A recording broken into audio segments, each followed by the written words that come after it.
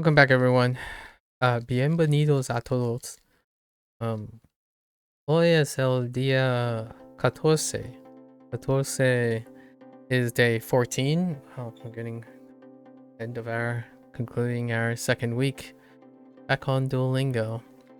Alright, let's get into our quick review. Yesterday, there wasn't that many new vocabulary words.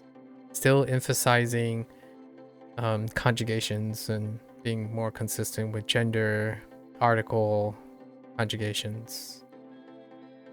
You know, the kind of implicit grammar side of things. Let's see if I can something. Discuss other lives. So I think we added a new language, right?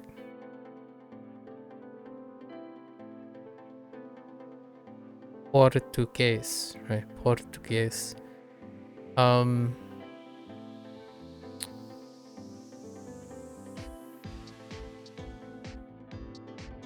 That it? No.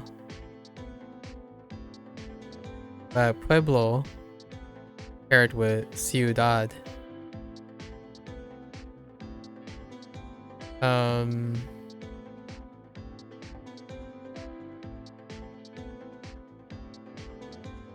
Medico. Medica, right? Medico. Doctor. Doctor. And camarero. Those are grouped together. I think that's almost everything. That's kind of how few it was. The rest was conjugation. Again, more conjugation of all the things. Do we have a place? Oh, these are places.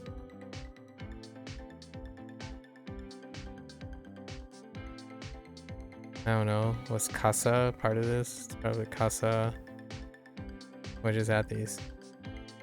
Apartamento.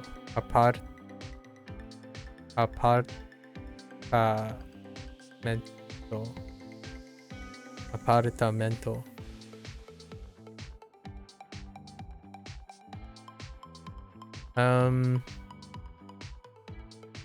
Oh. Celular. Oh, then there's número. Whoops. I keep writing the accent right there. Número.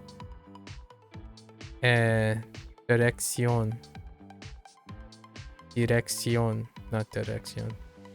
Dirección.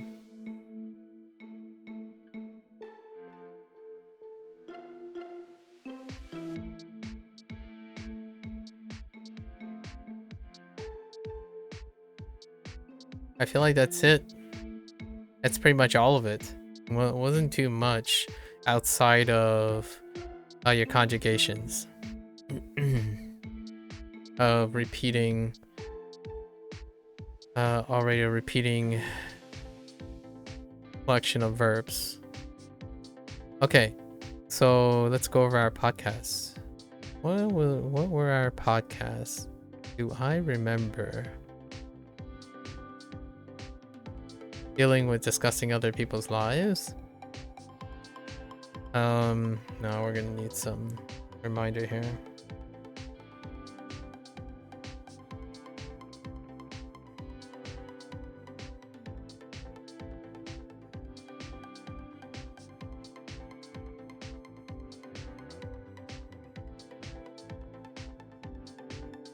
Okay, so the first one was studying medicine. I was 0 for 3 once again.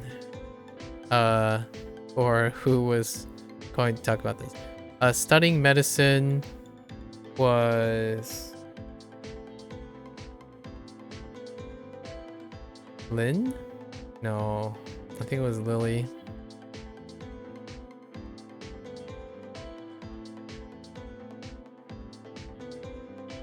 I don't remember what Lily said. Oh man. I don't remember.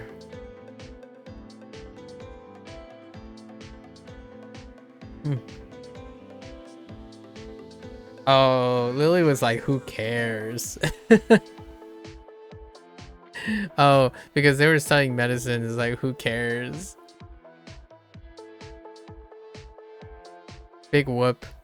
Big whoop. Sounds about right. Right. Restaurant hustle. Restaurant hustle was all staff, surprisingly.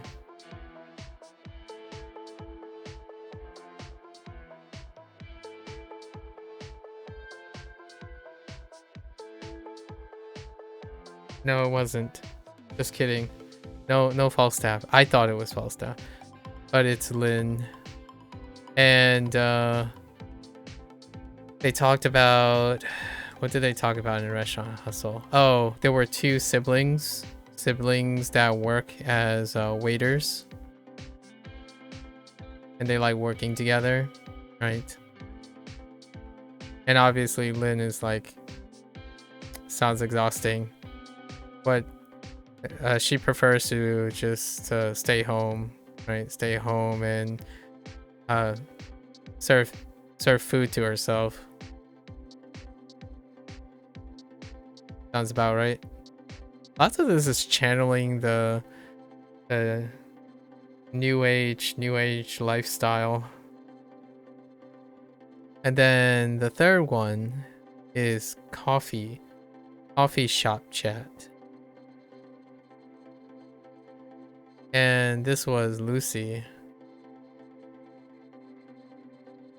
They were chatting about giving directions, right? Yeah, giving details, like life details and direction, or not directions, but address and telephone number.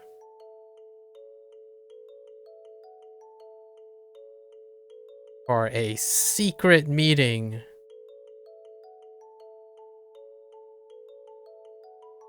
Lucy. The adventure was quite fun. It was extra layered. So, Falstaff, you were playing as Lucy. I think it was called like Lucy's busy day, busy work day. Lucy's busy work day. And you went around. Falstaff was El Jefe. He was the chief. Or the boss. El Jefe. So El Jefe ordered Lucy to go and pick up documents. Documentos. Documents around the office thing. So you found some documents in a box. You found some documents. You got some documents from fellow. Well, yeah, Lynn worked there, and then Eddie was in front of the copy machine. So eventually, you get all the documents. You give it to El Jefe, Falstaff, and then Falstaff's like, "I need the key from Eddie, llave." And then you get the key and go back to Falstaff. And he says it's very important for his almuerzo. Almuerta. I forgot what the ending was. The gender. El almuerzo, I think. So his lunch, basically his lunch, and we'll probably get that today. His lunch. So the key was to a locker room where he has his lunch. So he gave the key then to Lucy to get his lunch to him, and he just munches on his sandwich. And that's about it. It was kind of extra layered. I wonder if these things are going to get longer. It'd be kind of fun for them to get longer and longer. Honestly, this is something to be said. I've been following I've been looking around for like Steam games or edutainment games for language learning for some time now, and I started to expand and try to track like ones for Mandarin and Spanish, like legitimately edutainment games, not specifically games in which they are in the target language in which you consume, but more games designed for edutainment.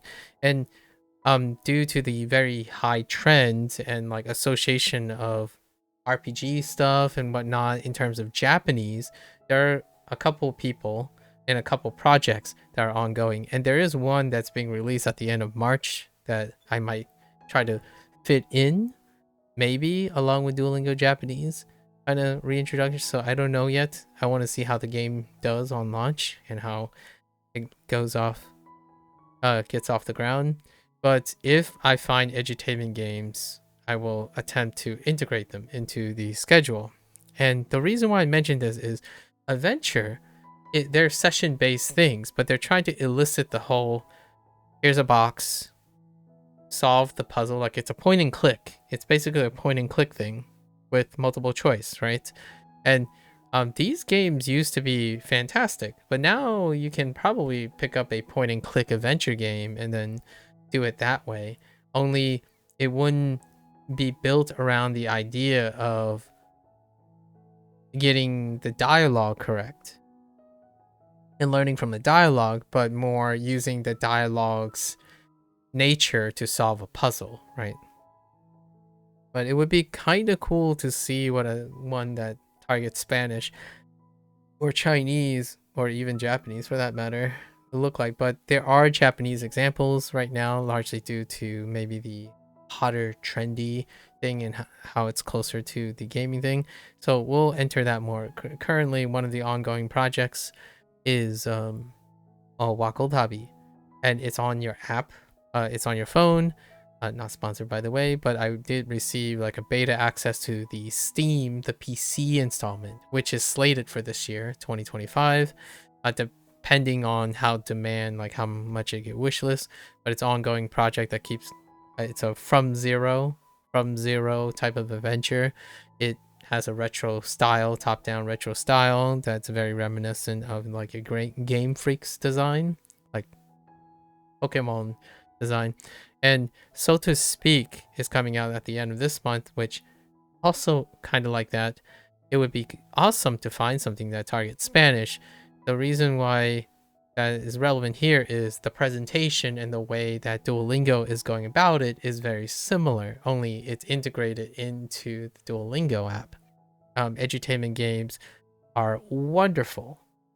They're a part of my childhood. They existed far, far beyond apps before. They used to be on CD-ROMs and stuff. Enter Carmen Sandiego, Mavis Beacon, Math Quest, that type of thing. So it would be kind of interesting if this trends back up, but there is very low demand, low interest, super low volume for any of these things. So if anyone ends up encountering something like that, it'd be pretty sweet to do a Spanish one to break up some of the input, right? So for now, I quite enjoy that Duolingo has a taste of this. It would be cool if Duolingo invested in a designer, because they're very the crew, the staff at Duolingo certainly knows did their homework and their study on how to motivate people and capture the current target audience's casual feel of engagement. So turning that adventure into a standalone thing sounds not that too different from having an app that's like a door world format and you just do all the lessons through that. That's sounds amazing.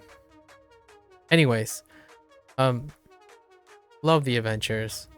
It has like minimalistic sprite action, but the sprite animations are charming.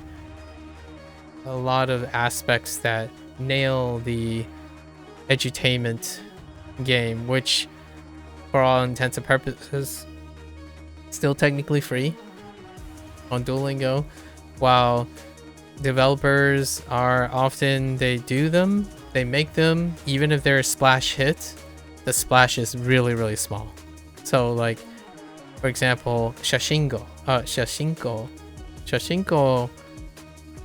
was really well received, but there was a lot of pre-selection, right? So even the developer, in my opinion, shared a lot of fatigue in the process of releasing a game like that, right? Japanese games are more likely to be found than other languages, so let's demonstrate it's disproportionate to Spanish's influence, right? I would argue Spanish's influence is even more widespread. Japanese is trendy right now, and maybe will continue to trend upward. However, in terms of like exposure, it's Spanish, second to English, and no edutainment game of the modern era in sight. Most of them are language learning apps, and the word gamified is often attached to them because they're viewed from the perspective of a learning thing, right? But edutainment games are farther into from the perspective of entertainment than it is for education, and that can be a wonderful bridge into other contents that inspire people to play video games in different languages. There's a thought. This is a personal pander, obviously. This is not a popular thing.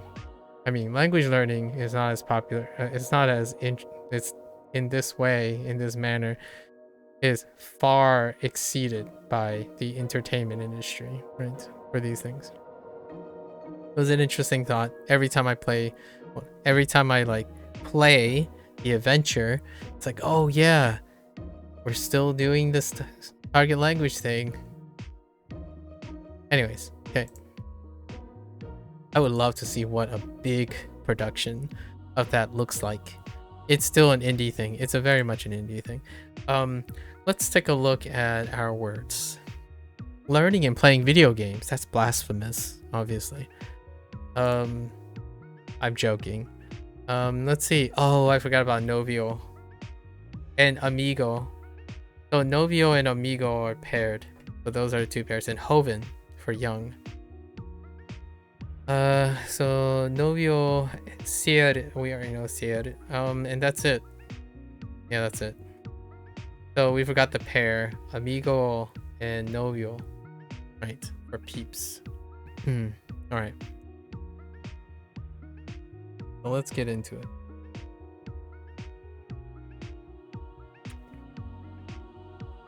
Talk about college. Use gender agreements, so we should have an extra unit here, right? Somewhere here, yeah. So they added an extra unit whenever there's a second thing to do, and this is probably distinct with tables and stuff. Okay, so talk about college. Ella estudia español en la universidad. La universidad tiene 3 bibliotecas. Bibliotecas? Does a university have 3 libraries then? That's a pretty boss university. Ana, ¿la biblioteca tiene computadoras? Sí, la biblioteca tiene 2 computadoras. Only 2? A small library. Eduardo, necesitas este libro. Mi clase tiene 7 estudiantes. Okay, I guess we're counting up to 7 now. So I guess we're gonna get cuatro, 5, 6, and 7. Sorry, I was like tripping over my tongue. Este versus esta. In Spanish, the word for this changes depending on gender or noun. Oh yeah, that's right. We only use este so far. Actually, oh no. Do we only use este so far? Yeah, I think we only use este so far. So, este libro es divertido. Yo trabajo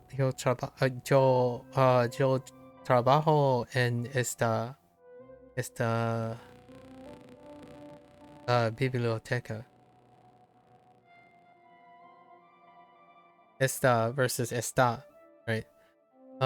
Let's talk about agreement. Words describing a noun should agree or match in their gender, right? So now this is explicit part, but you would kind of already have to determine these implicitly by the time you get to this point. Un niño mexicano, right? El niño mexicano. Una niña mexicana and la niña americana. Oh, I didn't realize. Un niño mexicano. I didn't realize that changed between the two. Okay. Dos. Okay, so we're counting from 1 again.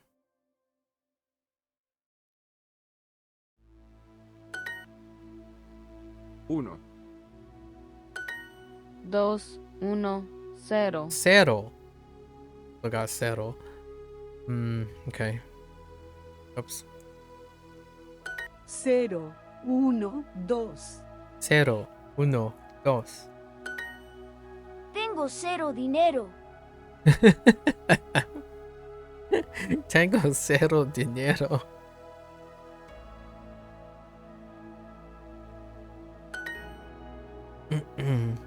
Los libros. Okay, so we're doing plurals as well. Tres. 0, 1, 2, 3. Cero, uno, dos, tres. El libro. Oh, now they did a second one for the singular, right? Singular versus plural. Yo tengo un libro. Yo tengo un libro. Rafael, ¿tienes mi libro? Rafael, ¿tienes? ¿tienes mi libro? Do you have my book? Él tiene 3 libros. Yep.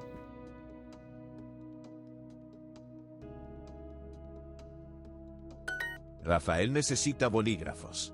Bolígrafos. So we're doing plurals now. That's why that's highlighted.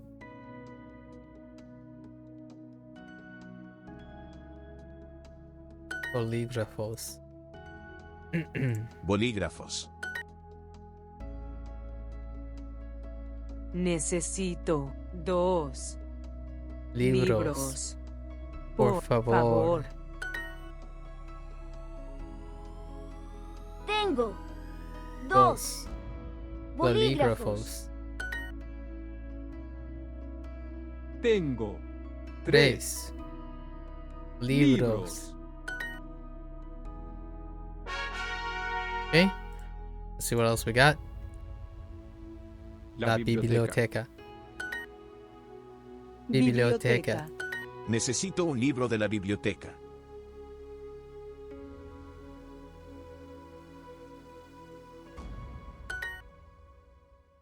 La universidad.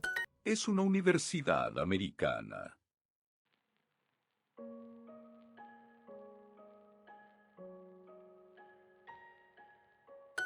El partido no es hoy. Okay. El partido no es hoy.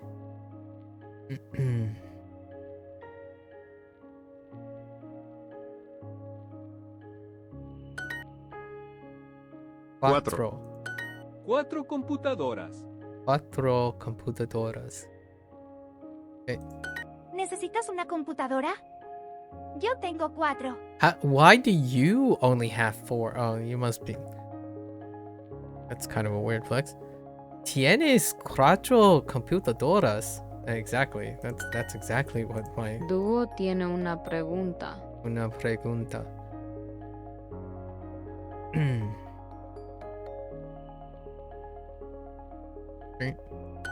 El niño tiene una pregunta. El niño tiene una pregunta. Necesito comprar libros. Hay que comprar.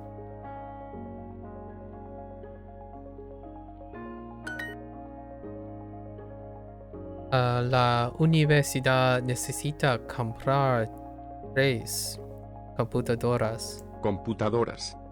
La universidad necesita comprar computadoras. La universidad necesita. Comprar. Computadoras. La universidad necesita comprar computadoras. Okay. Bruno trabaja en 2 bibliotecas. 2 bibliotecas.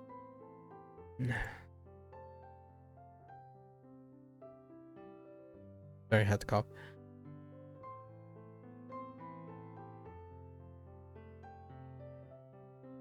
Where's 2? Señor, Tengo tengo una una pregunta. Sí. 4 bibliotecas. Okay.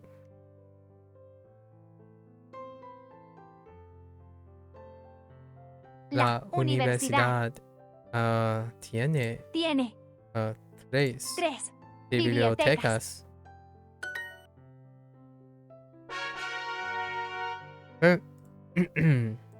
Not much there, actually. 5. 5 computadoras. We got 4. About it. Ella no aprende. Aprende. Okay. This is learn, right? Ella no aprende. She doesn't learn? I guess.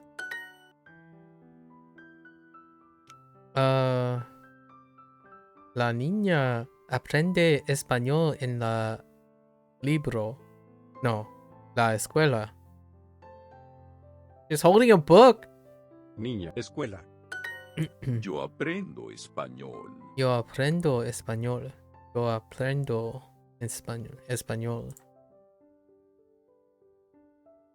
Oh, yikes. Okay. They're still gonna use Jaren. Yo aprendo español en la universidad. Yo aprendo en español en la universidad. Yo aprendo español en la universidad. Yo aprendo francés. Francés. ¿Quieres hablar con Mónica? ¿Quieres hablar con Mónica? Ella es de Francia. Tú no aprendes, Juan. Tú no aprendes, Juan. Oh, that's not a question. Tú no aprendes, Juan.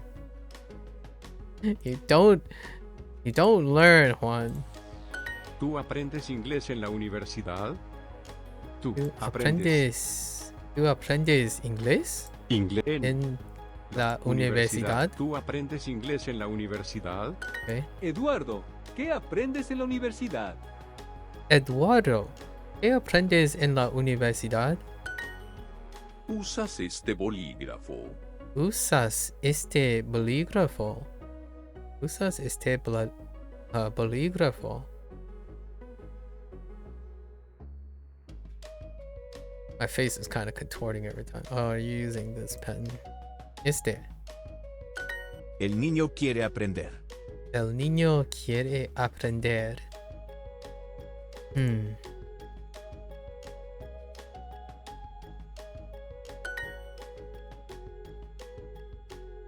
Excuse me.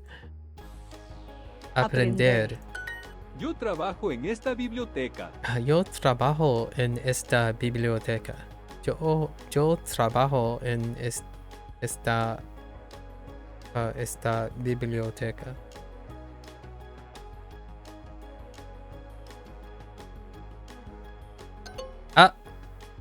Oh, library. Oh.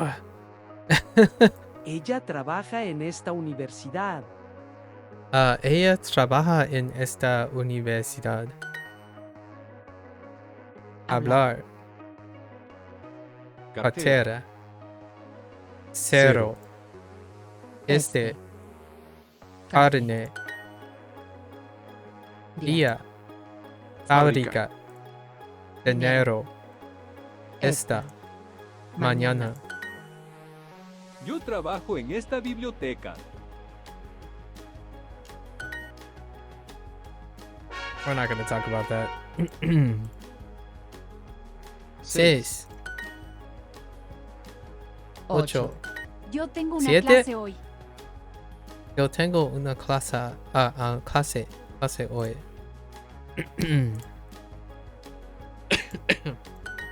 Sorry. 7. 7. 6, 7, 8. 6, 7, 8. Ella tiene 7 libros. Ella tiene 7 libros. No, yo no tengo preguntas. No, yo no tengo preguntas.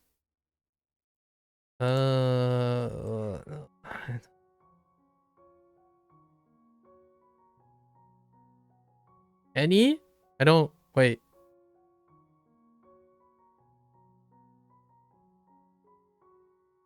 Oh, I forgot don't.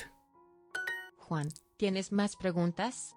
Juan, Juan, ¿tienes más preguntas? ¿tienes más preguntas?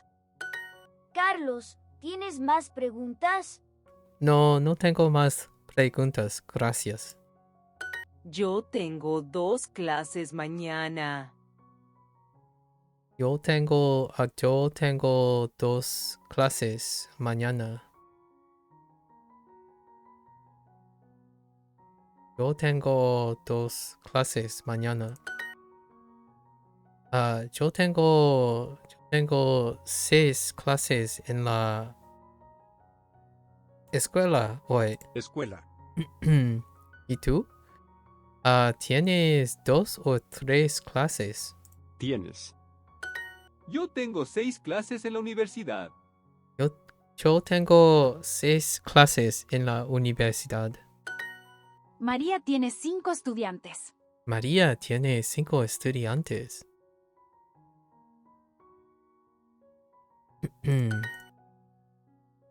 Estudiantes.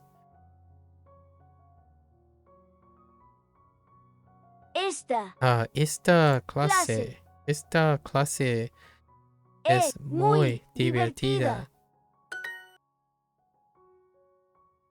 La universidad necesita más estudiantes. Estudiantes. La clase tiene Tiene 8 estudiantes. Estudiantes. Alright. And that's it. So we basically just learned how to count and pluralize things to some extent, and then use conjugation of este, and esta. And is that it? Yo trabajo en esta biblioteca. Okay. Es un libro interesante. Okay.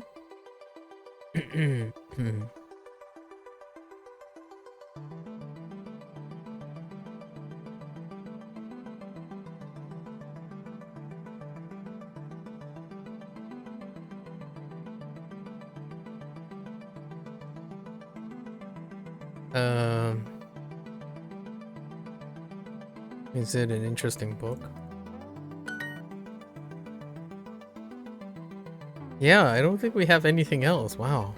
Tienes 7 bolígrafos. ¿Tú escribes mucho? Mucho. Ana, la biblioteca tiene computadoras.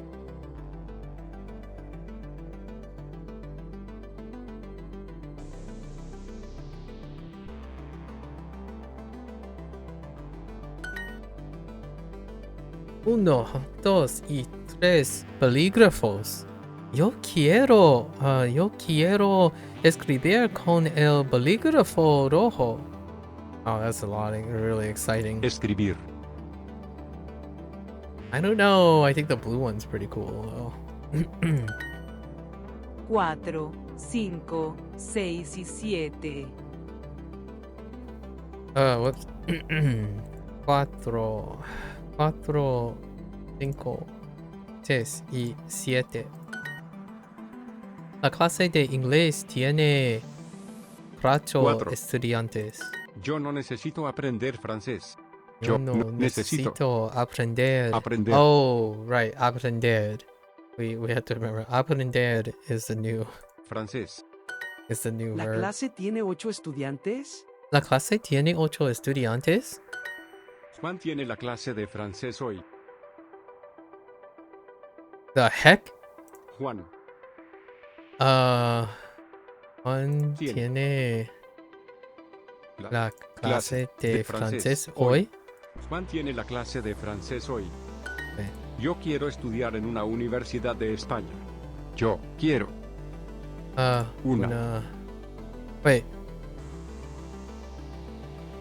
Universidad de francés.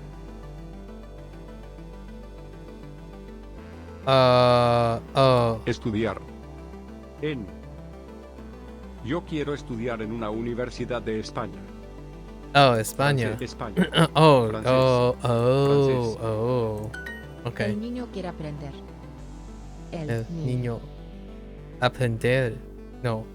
¿Quiero? Quiere aprender. Quiere. Yeah, not much. So aprender, learn to count. La Pluralization. universidad necesita 3 bibliotecas. La universidad necesita 3 bibliotecas. Yo necesito 8 bolígrafos. 8. 8. Eduardo, ¿qué aprendes en la universidad? Eduardo, ¿qué aprendes en la universidad? Yo aprendo español. Yo aprendo español. 2 libros y 5 bolígrafos. 2 libros y 5 bolígrafos. 2 libros y 5 bolígrafos.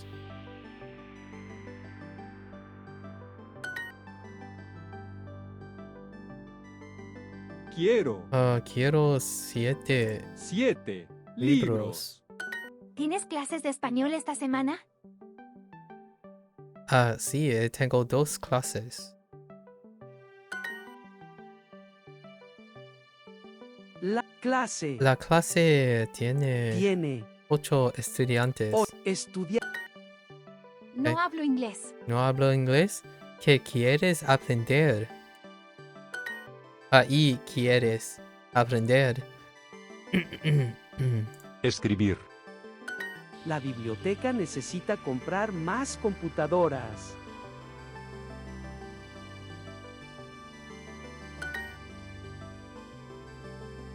Escuela. Escuela. ¿Tienes 2 o 3 clases? Sara trabaja en esta biblioteca el fin de semana. El lunes y el viernes, ella aprende francés en la universidad. Sara estudia y trabaja. Yo tengo un 0 en inglés. Yo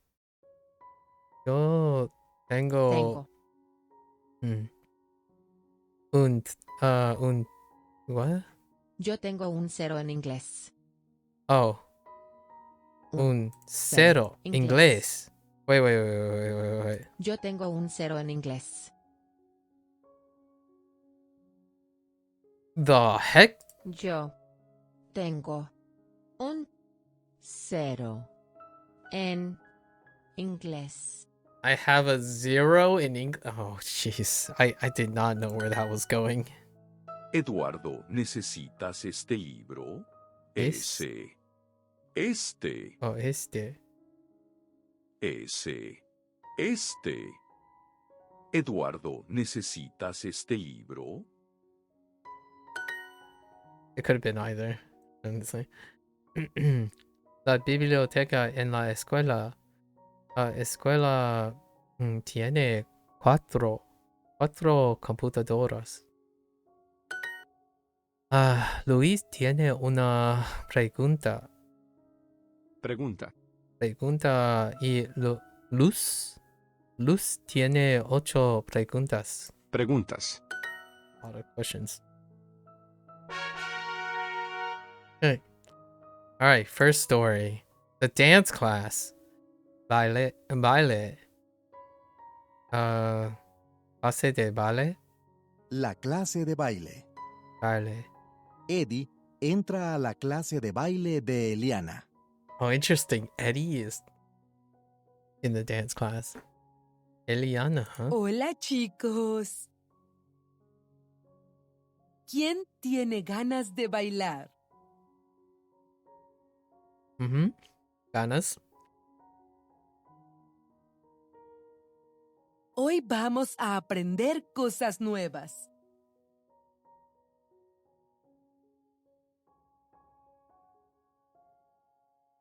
Did she say cosas nuevas or Hoy vamos a aprender cosas nuevas. okay, new things? Eddie se levanta y camina en dirección a la puerta.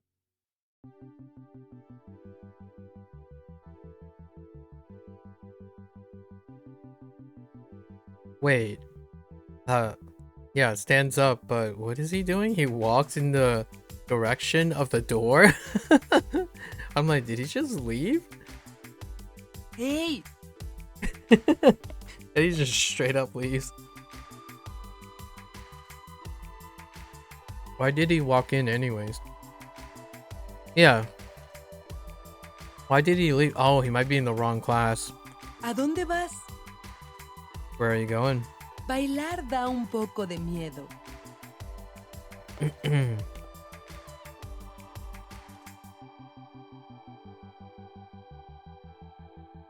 Dance a little. Dancing can be a little scary. Let's see. Pero es muy divertido. That's very fun. Sí, pero creo que esto es un error. Oh, yeah, there you go. And then he think he made a mistake. But I think I think that this is a mistake. Oh, interesting. I thought he thinks he made a mistake, but he thinks this is a mistake. Yeah, esto. Sin miedo. Es fácil. Mira. Don't worry. It's easy. Watch. Pero Eddie mira a Eliana bailar. He has the wrong class. Maybe. I'm still expecting the twist.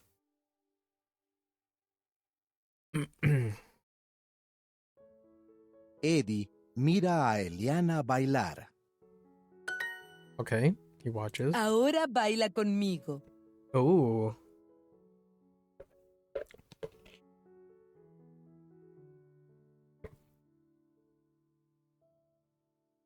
Esto es muy divertido.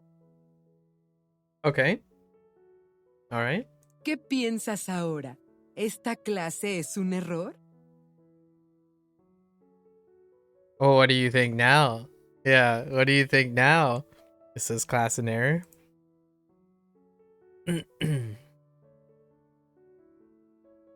If Eddie still thinks doing her class was a mistake. I think it still is. I think the twist is Eddie walked into the wrong class. Sí. Right, yes? Yeah. ¿De verdad? ¿De verdad? Esta no No es es mi mi clase. clase. Pero es más divertida que una clase de cocina. It is more fun than cocina. I don't know what subject that is. Oh, cooking class. Cocina. Yeah, he was supposed to go to a cooking class. Figures. That one was more on the nose. A lot of the other stories, whew, I wasn't ready for it. Conmigo. Clase de cocina. Puerta. Puerta. Sin. Vale. Baile. Alright, let's throw that back. La clase de baile. Eddie entra a la clase de baile de Eliana. Hola, chicos. ¿Quién tiene ganas de bailar? Hoy vamos a aprender cosas nuevas.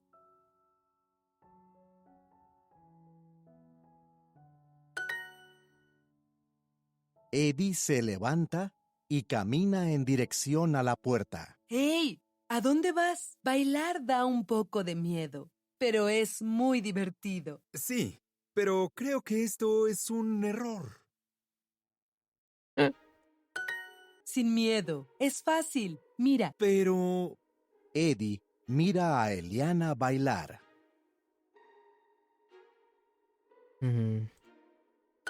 Ahora baila conmigo. Esto es muy divertido. ¿Qué piensas ahora? ¿Esta clase es un error? Sí. ¿De verdad? Esta no es mi clase, pero es más divertida que una clase de cocina.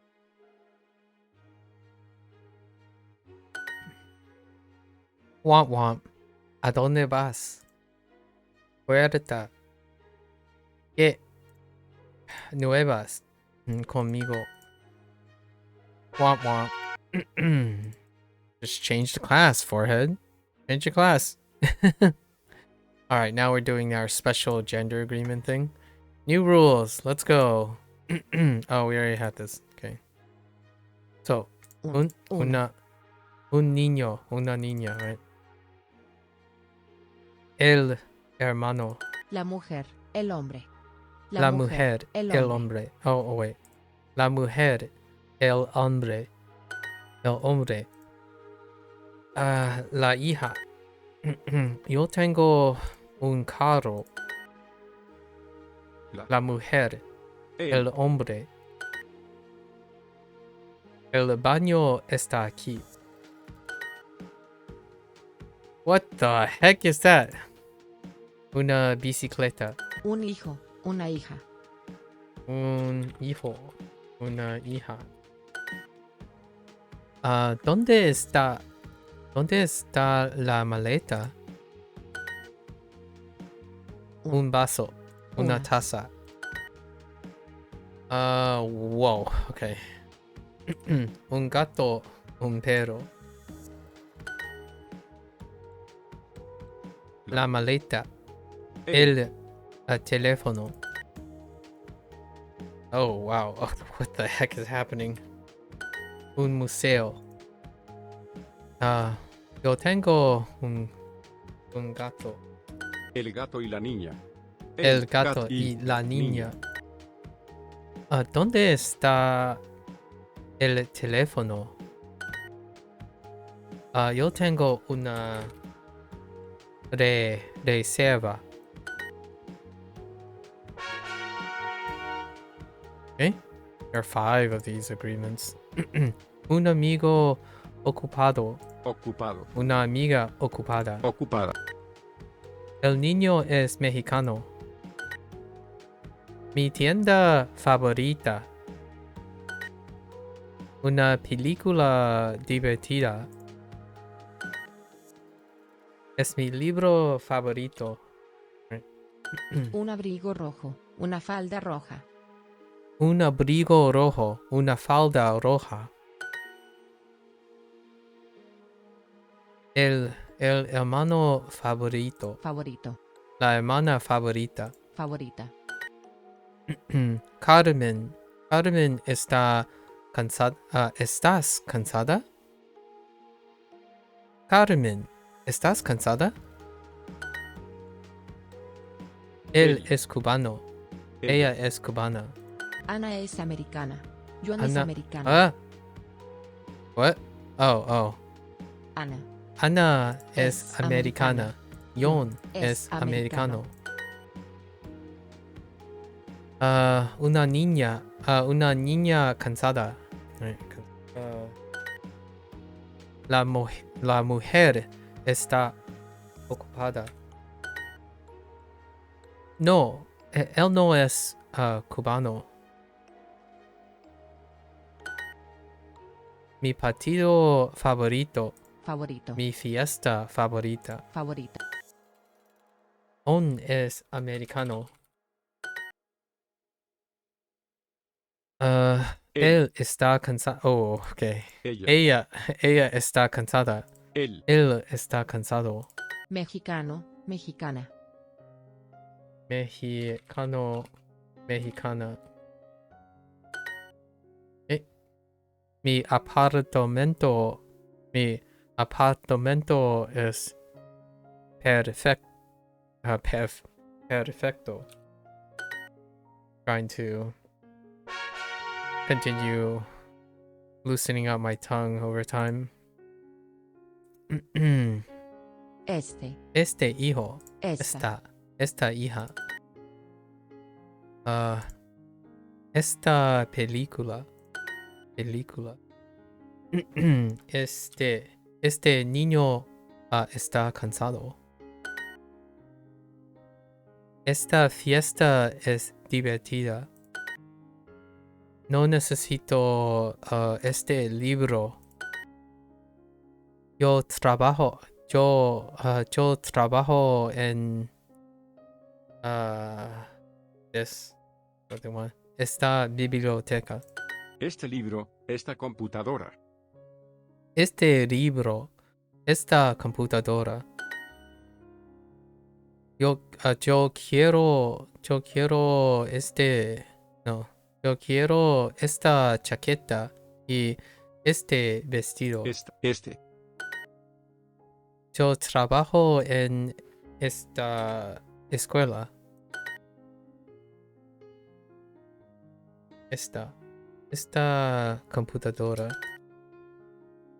Yo necesito este teléfono. Este.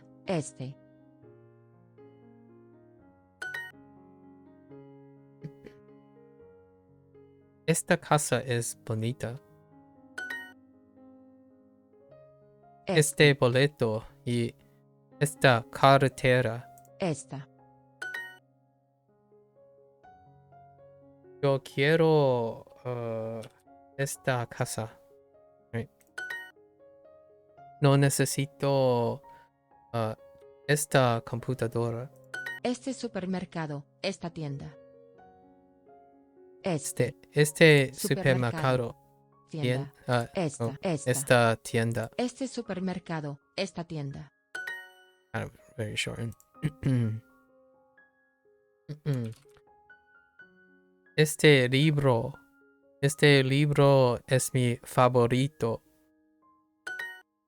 Okay. There are a lot of agreements in there. Yeah, they were going over all of them. Una camisa bonita, right? Esta camisa bonita. Now we're doing, I see. El gato y la mujer. El gato y la mujer. Now we're doing laws like la biblioteca es bonita. Yo tengo un teléfono. Yo tengo este teléfono. You know? La niña, esta niña. I see. That's how they're going about it. Tú comes una ensalada. La manzana, esta manzana, una manzana. La manzana. Una manzana. Oh, wait. La manzana, esta manzana, una manzana. Changing up the order. Una manzana.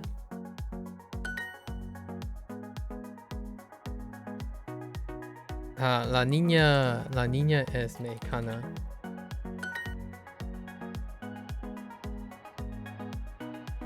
Este carro es americano. Pedro, ¿trabajas en esta oficina?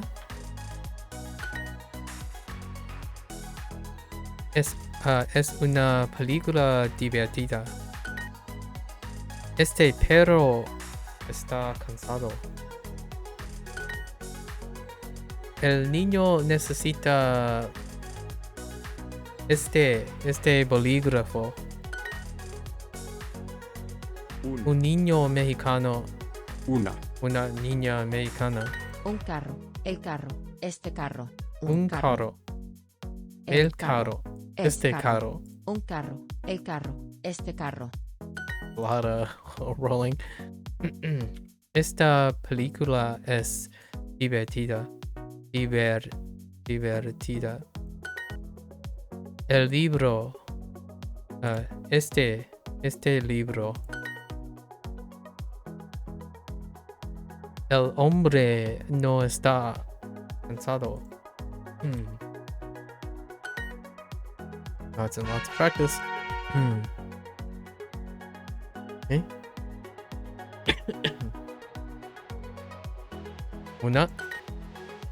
Una niña cansada.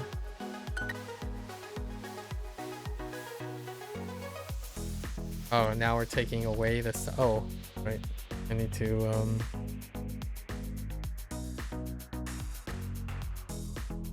El niño necesita este bolígrafo.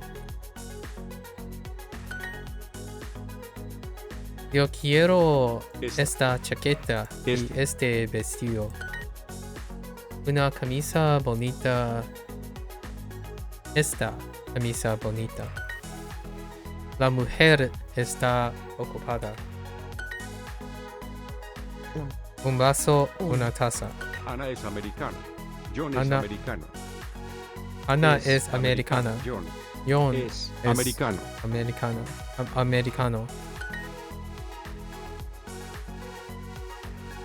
El hombre no está cansado. No necesito.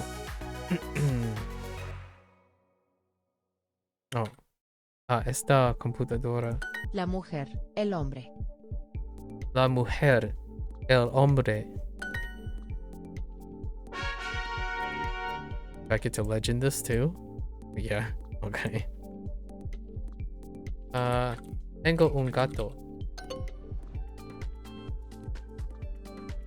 Oh, come on. Mexicano, You don't need- mexicana. Mexicana. Cansada.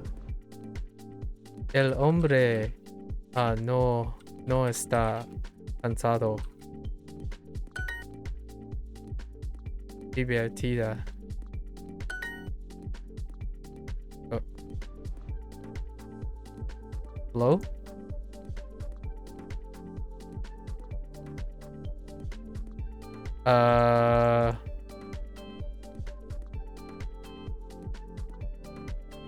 Hello?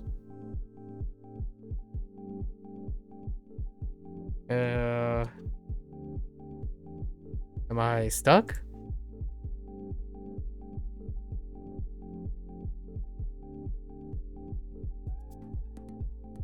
Uh-oh. I guess we're just gonna start over. Got stuck. Don't know what happened.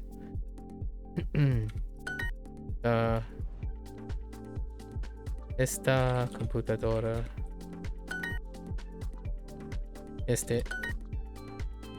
La cansada. Mexicano, mexicana. Mexicana. John es americano.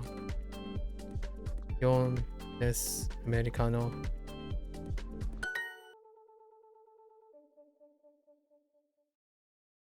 Es una película. Esta biblioteca. El gato y la niña. El gato y la niña. Okay. Fine. Yo tengo una reserva. Hey. Off we go. Recap. Más. Baile. Uno. Partido. 2, 1, 1. Cartera. Café. Jugo. Bolígrafos.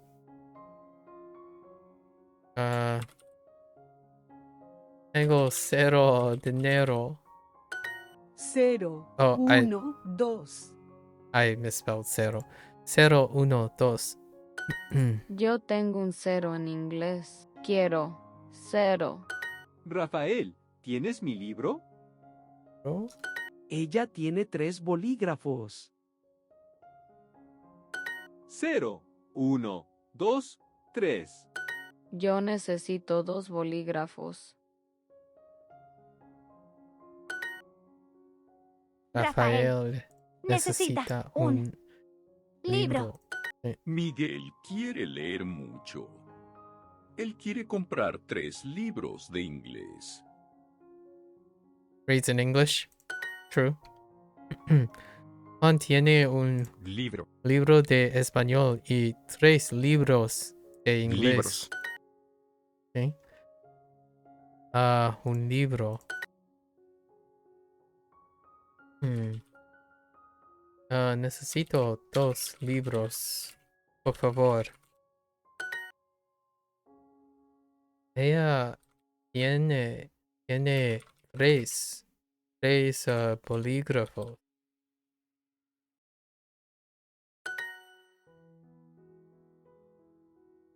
Oh, grafos. Whoops. Él tiene 3 libros. ¿Qué? This unit was pretty mild. 3. 3. Comprar. Comprar. Vivir. Vivir. Película.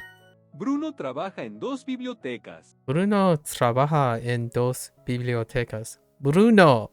Hey, I said Bruno. Pregunta. Pregunta. Cartera. Cartera. 0. 0. Libro. La universidad tiene 2 bibliotecas. La universidad tiene 2 bibliotecas. 4 computadoras. Duo tiene una pregunta.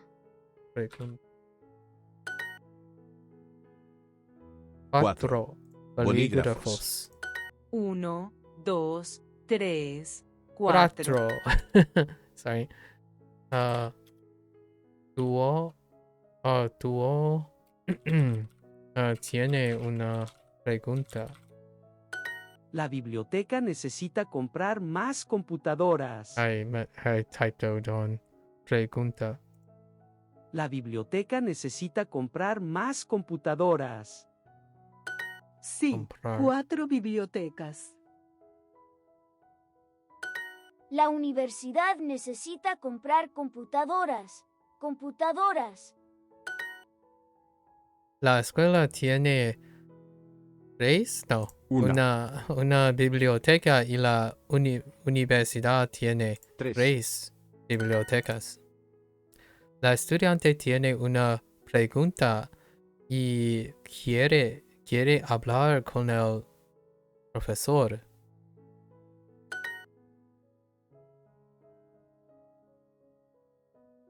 Juan quiere estudiar en la universidad. La biblioteca necesita comprar 4 libros. El estudiante trabaja en la biblioteca. Okay. Alright. Esta. Trabajar. Casa. Fútbol. Tú no aprendes, Juan. No aprendes, Juan. Aprendes. Tú no aprendes, Juan. Oficina. Aprender. Concierto. ¿Quién? ¿Tú aprendes francés en la universidad? ¿Tú aprendes francés en la universidad? 5 libros. Banco. 5. 5. Quiero 5 bolígrafos, por favor. 5. Amanda. Amanda. Amanda, ¿aprendes español? Amanda, ¿aprendes español? Sara trabaja en esta biblioteca el fin de semana. El lunes y el viernes, ella aprende francés en la universidad. Este estudiante es americano. Este estudiante es americano. Amanda, ¿estudias en esta universidad? Esta. Yo aprendo inglés en la universidad.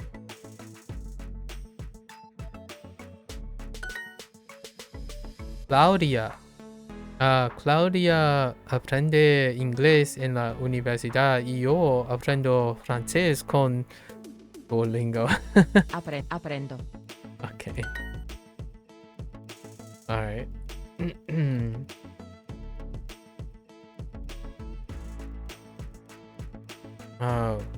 Usas. Usas es ups. Usas este bolígrafo.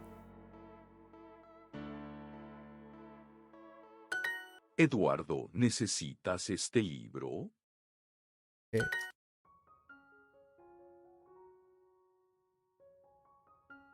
No necesito aprender francés.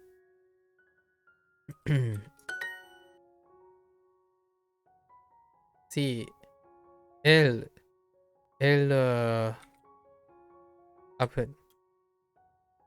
está aprendiendo. Oh. Is that how you conjugate? Aprender? Aprendiendo. Aprendiendo. Ooh. I'm actually not sure.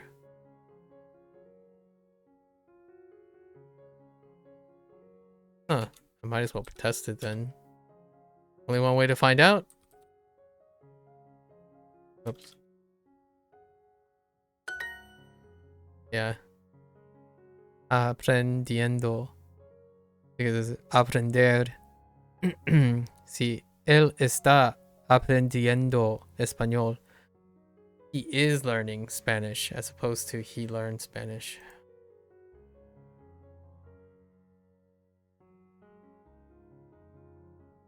El niño quiere aprender. Okay. All right. Este. Libros. Clases. Partido. La clase tiene 8 estudiantes. La clase tiene 8 estudiantes. La clase. 3. Clase. Café. Sábado. 6 libros y 2 bolígrafos. 6. 6. Wow, that's a long 6. Ella. Ella tiene 8 clases. I accidentally plural ochos. 6, 7, 8. Mi clase tiene 7 estudiantes.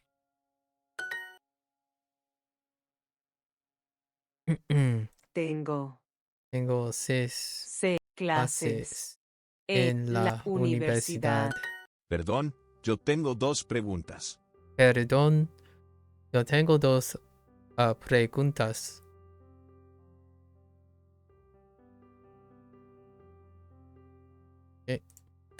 María tiene 5 estudiantes. Estudiante.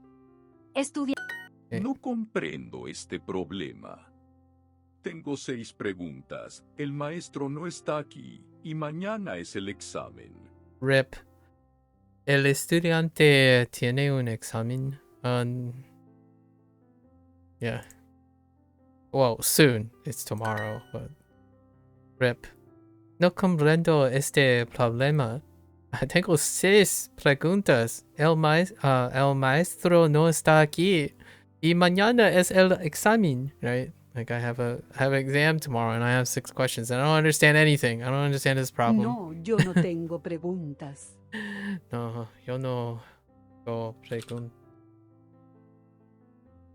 No, yo no tengo preguntas. No, yo no tengo preguntas. Okay, it's going off script. Alright. El lunes tengo una clase de francés y 2 clases de inglés. Clases. Clases. El estudiante tiene 8 preguntas y necesita hablar con el profesor. Right.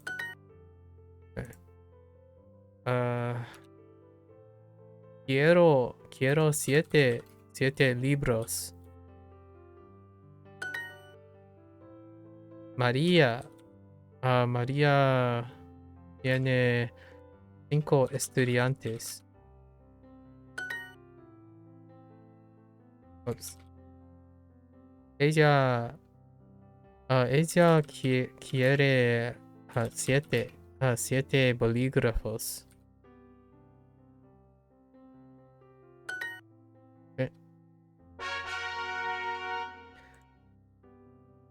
Ana, la biblioteca tiene computadoras.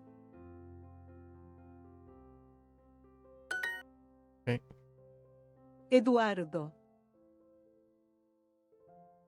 ¿Qué aprendes en la universidad? Yo no necesito aprender francés.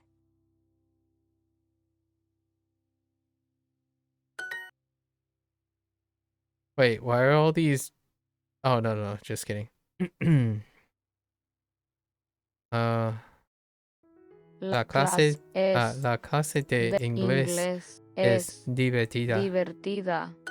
4, 5, 6 y 7. Okay.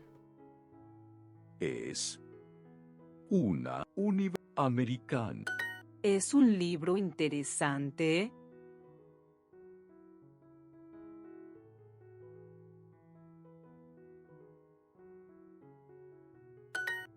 Man, that's a bit of a gymnastics. Amanda.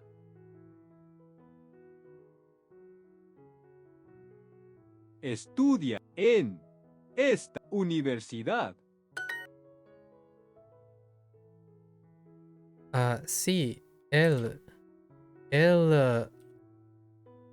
está aprendiendo español.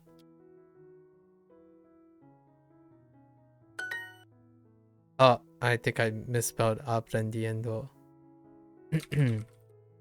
Amanda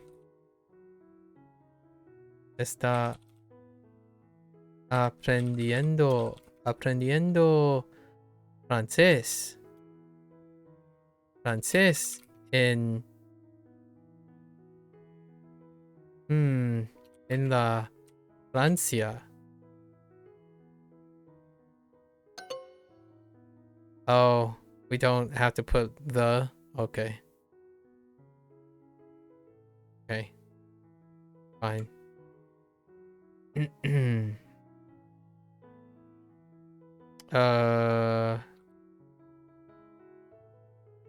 No aprendo. Oh, no. Tú, no aprendas on. Try this. Aprendes, no aprenda. Aprendes.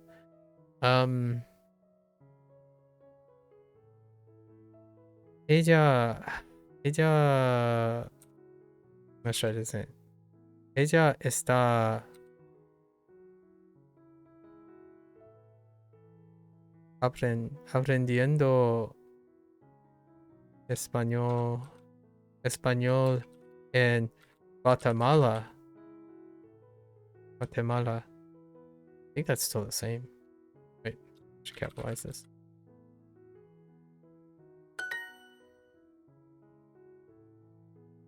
Guate, is it like Guate? Yeah, Guatemala.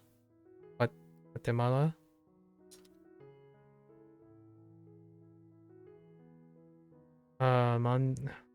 Amanda está aprendiendo francés en Francia. Yeah. Okay, let's do our legend exercise. 0, 1, 2. 0. Mi clase tiene 7 estudiantes. Okay, 8. Tengo 6. Tengo 6 clases en la universidad. Universidad. Okay. Yo aprendo español. Yo aprendo español. La biblioteca tiene 6 computadoras. 6. Hello there, Daryl. It's going pretty well. I've been language learning. How have you been? What have you been up to?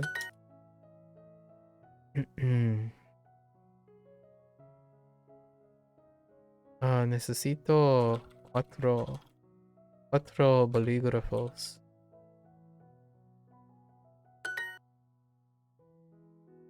Yo aprendo. ¿Qué aprendes en la universidad? Aprendes. Eduardo. Eduardo. Necesitas este libro. libro. It's been a while. Nice to see you still streaming and grinding. I see. When's the last time we talked? I have no idea. When was the last time we talked? You have any idea? Has it been 2 years? La escuela tiene una biblioteca y la universidad tiene 3 bibliotecas. 3. Eduardo, ¿quieres aprender inglés? Aprender inglés. Luis tiene una pregunta y Luz tiene 8 preguntas. Preguntas. No comprendo este problema. Tengo 6 preguntas, el maestro no está aquí y mañana es el examen.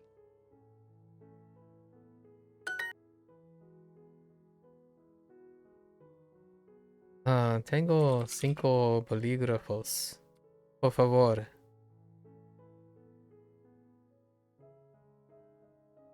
Bolígrafos. Oh, I want. Whoops. Sara trabaja en esta biblioteca el fin de semana. El lunes y el viernes, ella aprende francés en la universidad.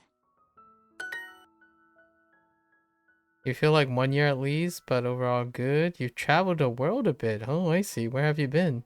Went through a few heartbreaks. I'm sorry to hear that. Glad you probably recovered by now. Joined a CrossFit gym. How's that going?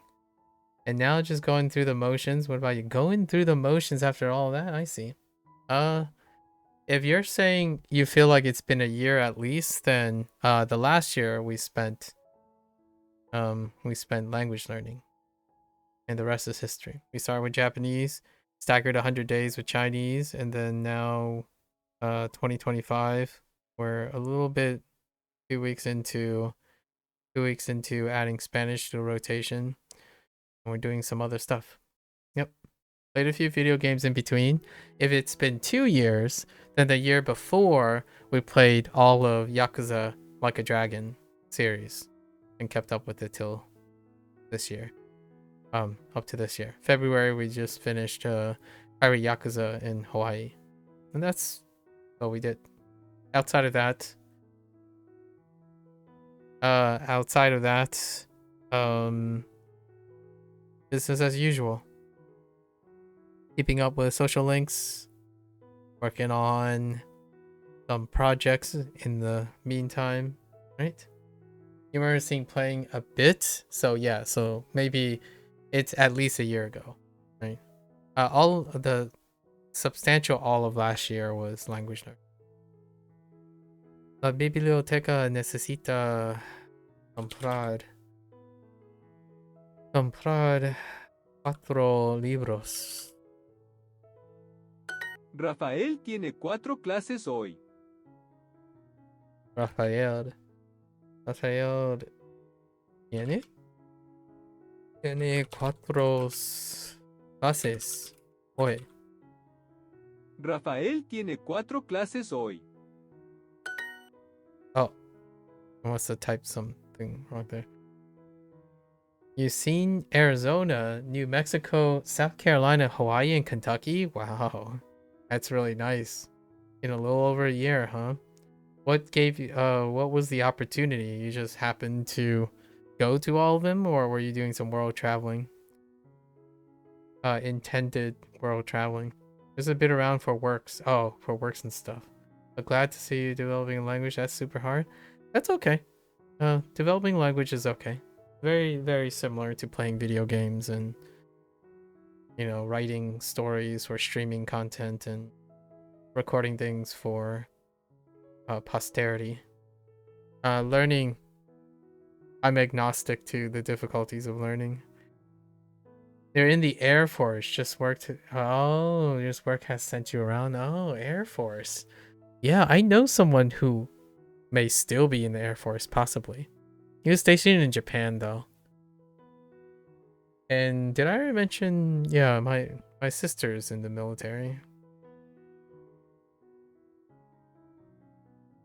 Yeah, travel around.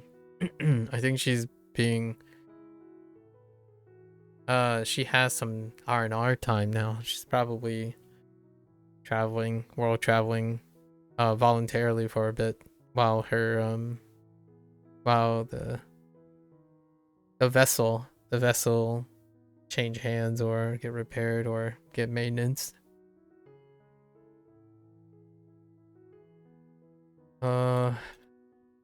That's phenomenal. World traveler. Hawaii. How was that? El Niño tiene una pregunta.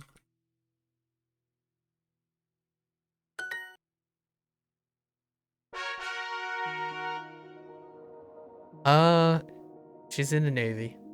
That's about it. And it's not, hopefully she likes it. Well, I would imagine since it's been close to 7 years. Or, no, not 7 years. 6, 7 years. I would imagine.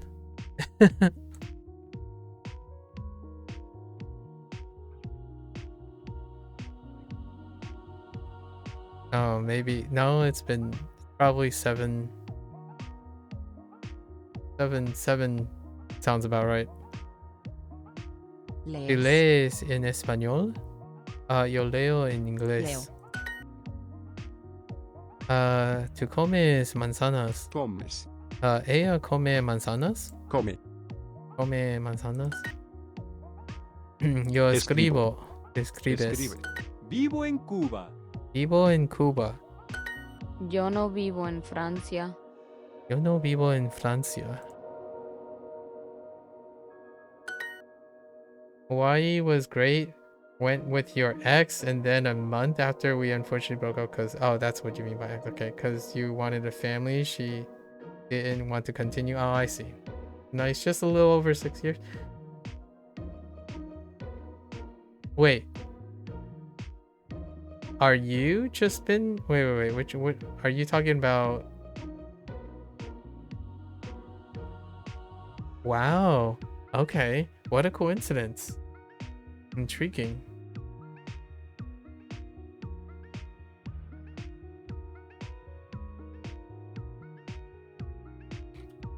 ¿Comes manzanas?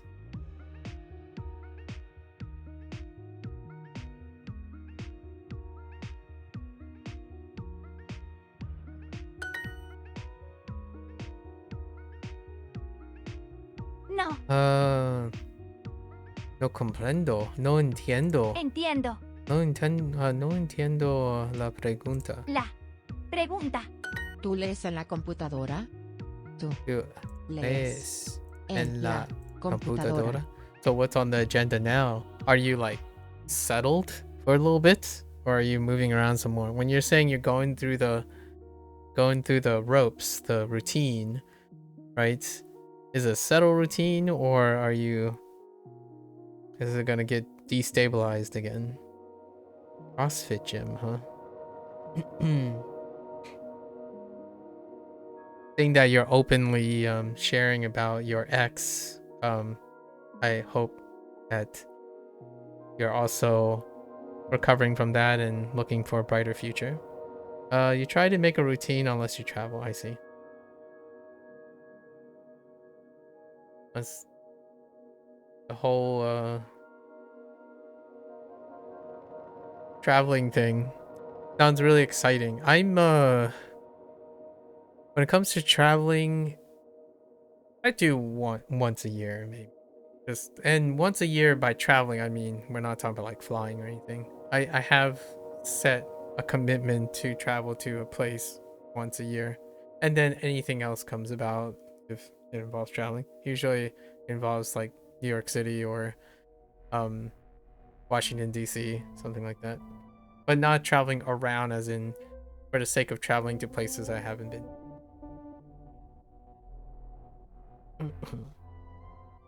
It might happen in the next year or two, when my mother retires. Yeah, it feels better to talk about some things even with strangers leave you vulnerable. When strangers leave you vulnerable and feel more open to conversation. You feel like it's more open to... Well, I would say that. That might apply to someone who... that might apply to non-extenuating circumstances. But I would say I'm a conversational minority. So... whether you talk about it, I acknowledge it's more of the reverse, where if you're comfortable in talking about those things, it also means you're comfortable in the situation as well. Avoidant behavior is common between strangers. However, if one goes beyond that boundary, that means they are most certainly more comfortable if they go and do that with a stranger as well. So it's kind of nice to hear that you're able to just nonchalantly throw that out there. You definitely get that you try to fly home to California once a year to see family, but yeah. Oh, okay. I see.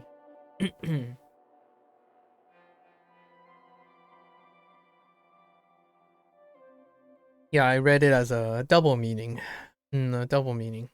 But generally speaking, in terms of conversational vulnerability, that is something that may be very appealing to others. I'm a little bit agnostic to it, generally speaking, because I'm usually the one that's in the position of getting someone to address specific lifestyle choices and emotional problems. Because you were learning about attachment styles of yourself. Ah, I see, and your ex, but you're just learning about these things. Ah, okay. I see. Now, I don't want to say like I've experienced this. I'm gonna say I only very tangentially experienced this firsthand. However, my conversations and relationships with other people over the years, like how available I am in terms of conversational, led me to scholastically and academically, vicariously learn about these things in order to facilitate being helpful, right? So I myself may not necessarily, there are some specific situations that might kind of be, but it's not really that same, that might have first-hand experience, but I don't typically have a first-hand experience. So most of it is like scholastic, where when I'm reading someone, right, trying to read their conversations and stuff, like how you engage in conversations about situations of which you have no experience. How do you how are you able to approach and be cathartic and or welcoming or helpful or emotionally intelligent, right, to situations in which you can't possibly empathize with because you lack the experience. So often that's a very important skill to have, and it's part of my, I would say it's a part of my skill that I enjoy honing over the years. Not necessarily what most people are concerned about on the internet. Oftentimes it's already difficult enough for people on the internet to talk about themselves in a comfortable manner, right? Demonstrating to me that they have confidence and trust in their own self-awareness. Most of the time, the internet, out of convenience, removes the need to have those conversational skills. Kind of neat how trying to overcome certain things that happen in life, they do happen, right? Being able to go down a journey of self-discovery, right? And then sprinkle on some academic curiosities, especially for emotional intelligence and emotional stability. You'll get them next time, right? I'm sure there's going to be far more. I'm not even sure how old you are compared to me. I'm pretty like, I'm about to approach my middle ages, and my personal experiences probably aren't that much deeper than yours. Yeah. Like first-hand experience. You see it, you definitely hone it. It's just now talk to the screen, but I see you looking at the camera and stuff, so that's nice of you to do. I also see you streaming for yourself is awesome. I'm gonna respect your grind. I'm gonna be 30 by the end of the month. Welcome to the 30 club by the end of the month. You know, feliz cumpleaños, right? If I don't get a chance to say happy birthday. 新年快乐, right? 新年快乐.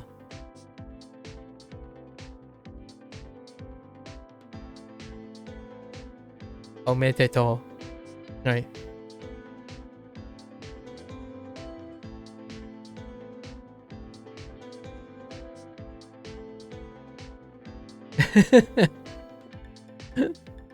Yeah, we're Sunny, 你祝你Holy Sunny.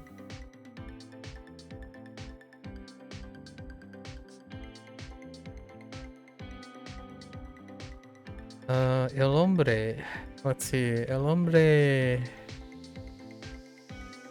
habla agua. Okay. Oh no, habla. Bebe agua. You don't happen to be interested in picking up another language or so, do you? Sorry, I don't know anymore. You're Chinese, so you knew that one, and then Spanish you heard, but okay, say, I see. Oh, no, but those are classic phrases, right? You gotta know how to, yeah, Sandra, oh, you're Chinese. Oh, interesting. In the Air Force. Diaspora, second generation. Did we have this conversation before? ABC? East Coast or West Coast? East Coast or West Coast? There's a right answer. So help me, there's a right answer. I'm kidding, obviously. West Coast, Best Coast, but station in East Coast? Oh, get out of here. East Coast, Beast Coast. How's that for Gen Z lingo? Sorry. How's that for Gen Z lingo? What'd you call it? Oh, so ABC. 你说什么？你说的你听你可以听中文。我说中文很差，no, very very weak. Oh, Cantonese. Okay, Cantonese. Nah, we're not gonna go. I can listen to Cantonese, but there's no way I'm gonna be able to reproduce it. It's, ABC stuff. I just started reading, learning to read Mandarin, right? Because I'm illiterate in Mandarin, so I only know how to listen to Mandarin. So I listen to Mandarin and Cantonese. But 你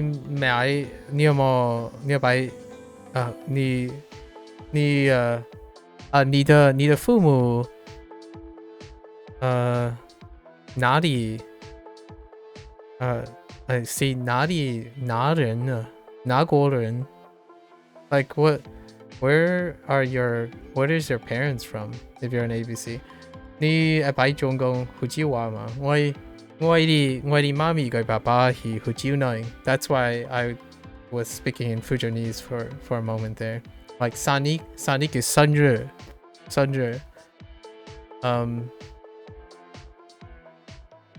Like 誕生日です。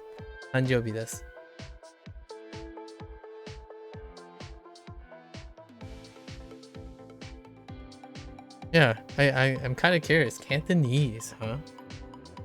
So are we just straight up Hong Kong? It's nice to hear because your tone sounds like your parents back then, and I'm not sure, to be honest. You've always asked them, but they both from small town in China. And I know Hong Kong would be Cantonese. So I think there is a chance. Yeah. There is a chance that your parents came out of Hong Kong and acquired that Cantonese, because a lot of southern accents, like my southern accent, is inherited from my parents, and my parents are from a small town, or really small town outside of like Fuzhou, so the Fujian province, and lots of the Americans from the West Coast, the East Coast. The East Coast is from Fujian, from Fuzhou. So we mostly speak Fujianese at home. And then West Coast, it could be like Shanghai, and Shanghai tends to be pretty big though. That's a big city. You're saying small town. Interesting. Yeah, the accent that I have is southern, like south-ish, largely because I speak Fujianese at home. Yeah, 福州話 be, I guess, 北人, right? 北人, the northerners, a little bit different. We don't have like R's and stuff. Sorry, maybe small village, but mainly because you're in South Carolina and you hardly ever hear like even Cantonese. Oh yeah, if you're mainly on the East Coast tends to be widely more spread for southern accents or southern Chinese accents, which does make it a little bit rough sometimes when I'm like listening to voice things, because I think voice samples tend to be northern, which is kind of funny to say. In Cantonese, the only thing I really know most of the time is 你講乜嘢, or I hear me out. There's this fun little it was a clip. I knew one of them was Fujianese just based on their accent, but someone's like, oh yeah, like that dish, 雷蒙雞, 雷蒙雞, 雷蒙雞, the dish, the lemon chicken, 雷蒙雞, and then that there was these 4 Chinese people. Yeah, lemon chicken. There was these 4 Chinese groups in the, like 4 Chinese guys in the clip, and they're like, what the heck is a 雷蒙雞? Like, where did that accent come from? It's like, dude, come on, that's Cantonese. What the heck? Like, whoever enunciates like that. But the funny thing is, the person who enunciate 雷蒙雞 is not they're not Cantonese. So, but the thing is, they had a southern accent. so it lend into like, oh yeah, that just sounds like lemon chicken. Like they were making fun of phonetics, you know, like phonetical Chinese. So like what's a good one? Like 意大利, right? 加拿大, 西班牙, right? And then there's like lemon, and I'm like, oh my gosh, that's chicken. And the only reason I know is lemon chicken is because my parents operate a restaurant for like the first 18 years of my life. So lemon is definitely something. As opposed to, I don't even know the Mandarin word for lemon. What the heck is lemon in Mandarin? In standard 普通话, 柠檬. Oh, I mean, it's kind of like lemon. It's a sound alike too, 柠檬. Or is there anything else? Oh, there's others. Yeah. There are a lot of others. When I heard that, I just laughed. I just burst out laughing like lemon guy. It's like, what the heck is that accent? Like, yeah, that's a Cantonese accent. You went to a massage parlor this Sunday and the lady asked me if I was Korean. I get that a lot. I totally get that a lot. In a bit, you told her you're Chinese, and she's like, oh, OMG, you understand what we said? And I told her, no, sorry, I'm Cantonese, but I know you guys speaking Mandarin, so all good. And she looked at me.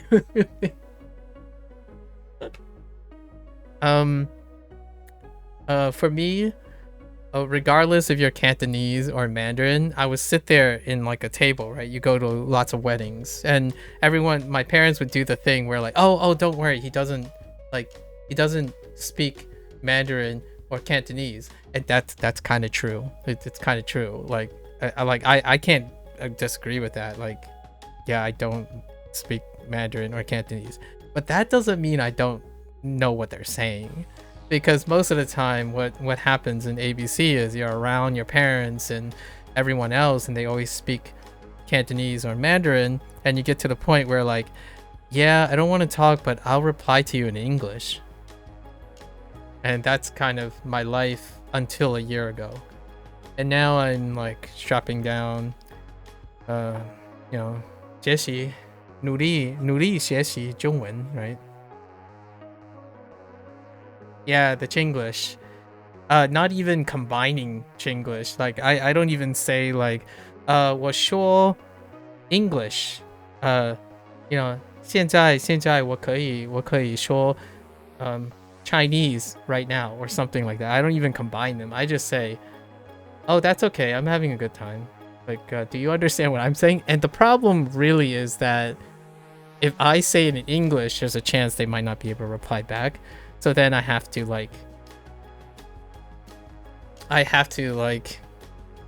negotiate, right?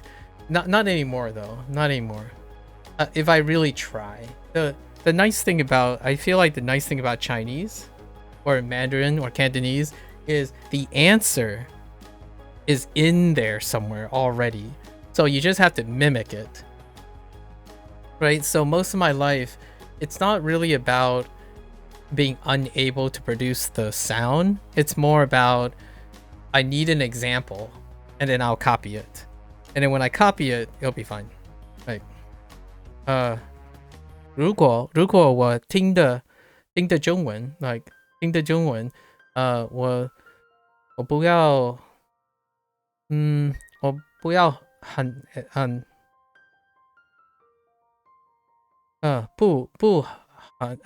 不多难 no 不好 how do you say not very hard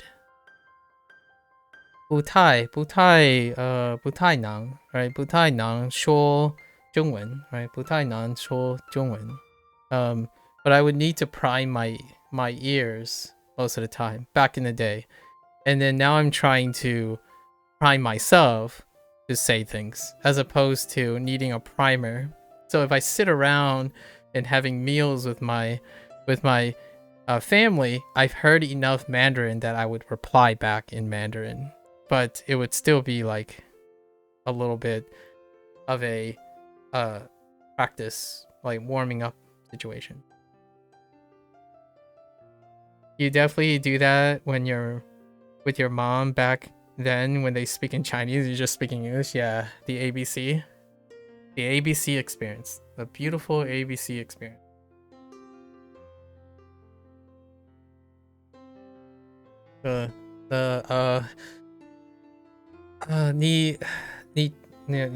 你去过我的 school, right? School nearby school 嘅一樓 school, building. that kind of thing where you're combining like the three or four things like what like, 我只總共J 意思咯，J 這是什麼意思 right 你只講我買總共一元 avocado 中文啊 right you know Espanol I mean 一元西班牙人so you get like a mixture of what might sound like Mandarin and what might sound like Fujianese, and then a bunch of English in between.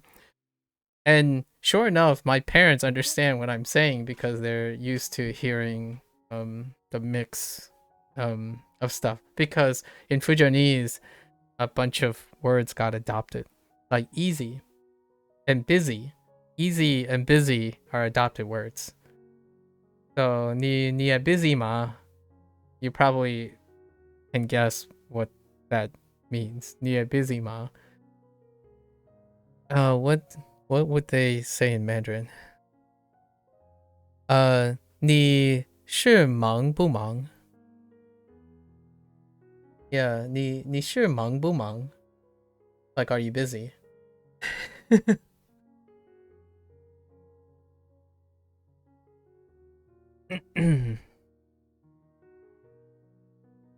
Anyways, that's cool. I didn't realize that that you were an ABC. That's cool. We have so many things to talk about.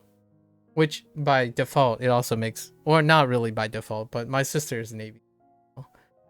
So ABC in the Navy. Wow, you're a world traveler. Second West Coast is best coast. I ought to shun you for that. Did you pick up any like you feel like it's because you haven't talked? You used to learn to watch. I see. Did you pick up any other languages? Like, did you pick up Spanish while you're in like the Air Force? I'm sure like the Air Force is quite eclectic, and you probably like started hearing enough Spanish to pick up Spanish here and there. Oh, actually, I might take that back. There might be a must speak English situation going on because military or government facilities. So I take that back actually now that I consider it. Because if you go to government buildings and whatnot, they're for transparency and like decorum sake, probably strictly English speaking. No, you wish you put in no, I wish I put in my New Year's resolution, either learn a language or instrument. You haven't learned an instrument? Wow, you're losing your Asian card very, very quickly. Kidding. You're like definitely on the lower end, missing out on an auxiliary language and an auxiliary instrument. Yikes. And seeing you do this live is sort of motivational. Well, I hope you find some pleasure. Obviously, I hope you find some pleasure in doing this stuff. Yo, chill. I'm technically the black sheep in the family. I am too, but not for the reasons, not for the stereotypes. I'm all the stereotypes. Yeah, I'm all the stereotypes, with the exception of pursuance of academics. I'm not a medical doctor. And you're a black sheep already by default because you're in the Air Force. Congratulations. I'm obviously saying this in the most heartwarming way. It's very brave and fantastic that you're able to find a pursuit for your life that you enjoy. Hopefully, that you're enjoying currently. Yeah, but that's not a medical doctor. I didn't get a medical degree. You know? Can't be picking and prying. In fact, my parents today still think that whatever I do was medically inclined.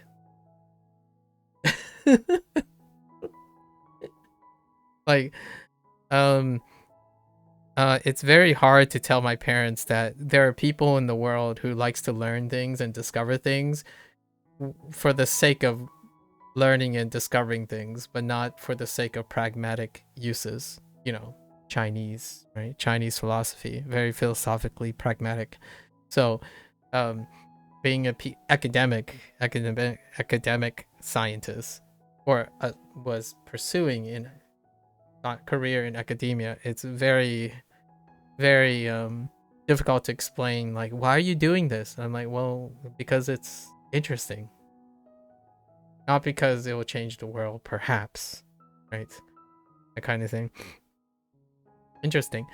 Although, hear me out.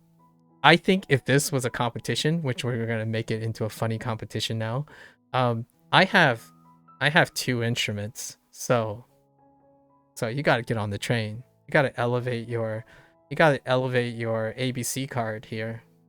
You gotta punch some of those cards.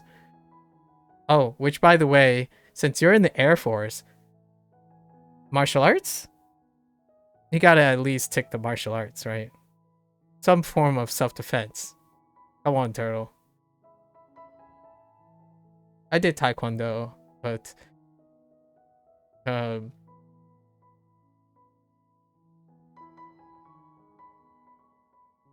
sorry, I had to cough. I had taekwondo. You don't know about that? I'm sure kung fu is in your blood. It has to be awakened. You gotta CrossFit was blended in with your CrossFit. Oh, the disciplinary taekwondo, like what you call it, traditional taekwondo, like form taekwondo, is fantastic. It kind of reminds me very much like tai chi for, you know, as stereotypical as they may sound, for like mobility, just quality of life things to relax and stuff.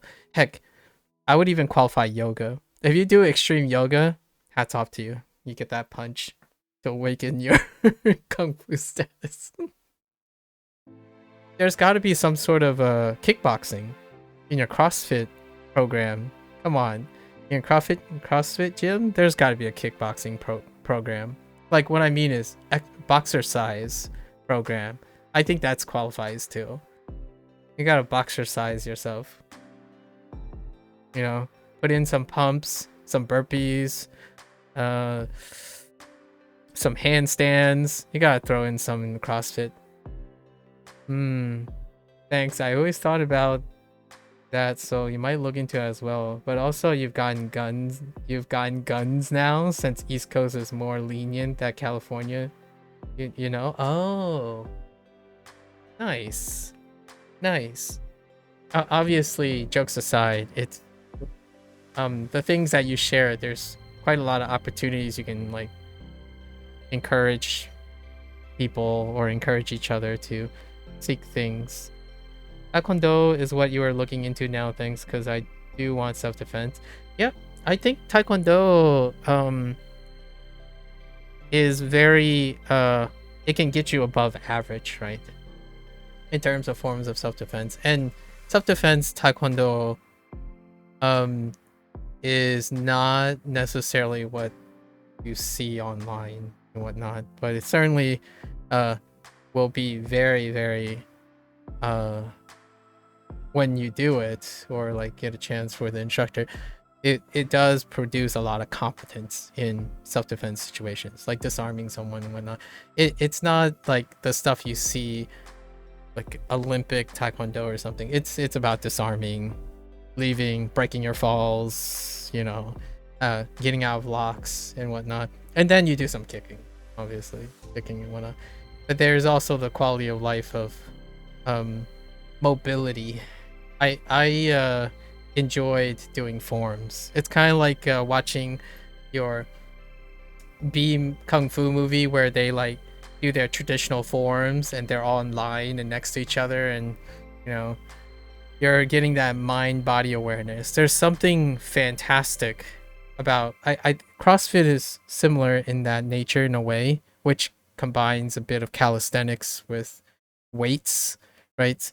But when you do these things, you get such a wonderful mind-body connection that it gives you confidence. So, you know, it feels like your body doesn't feel like you're always detached from your body. You know, you wake up in the morning and you kind of stumble. That kind of just makes you feel like you're losing control of your body. But when you're doing something that bounces around, flexes, not necessarily hitting stress like contact sports related. Taekwondo isn't necessarily always a contact sport. It gives you that confidence. And, you know, how to use your guns. I mean, like, these guns, you know, the bicep guns. Hopefully that's what you were referring to. Or maybe you're literally referring to gun license. Because you did say East Coast. More lenient. Both figuratively and literally, I suppose. Facts. You joined this CrossFit gym because of your most recent ex. We broke up in January. Oh, okay. Okay. Actual gun license. Yep. Sounds about right. Sorry, excuse me. I bet you're pretty competent, Air Force. Come on. Most recent ex broke but still joined together at the end of January, and that's rough, but you feel like CrossFit is nice. Definitely nice. I hope you are, you know, understand the ups and downs and the pros and cons of CrossFit gyms and make it a wonderful part of your routine. I no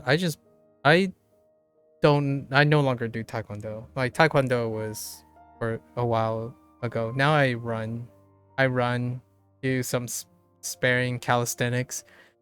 Every once in a while I do like mobility training and flexibility training and keep myself nimble because I'm going into my 40s. You increase activity to help in your late years, as opposed to decreasing activity, which I feel lots of people find an excuse to decrease activity instead. Right?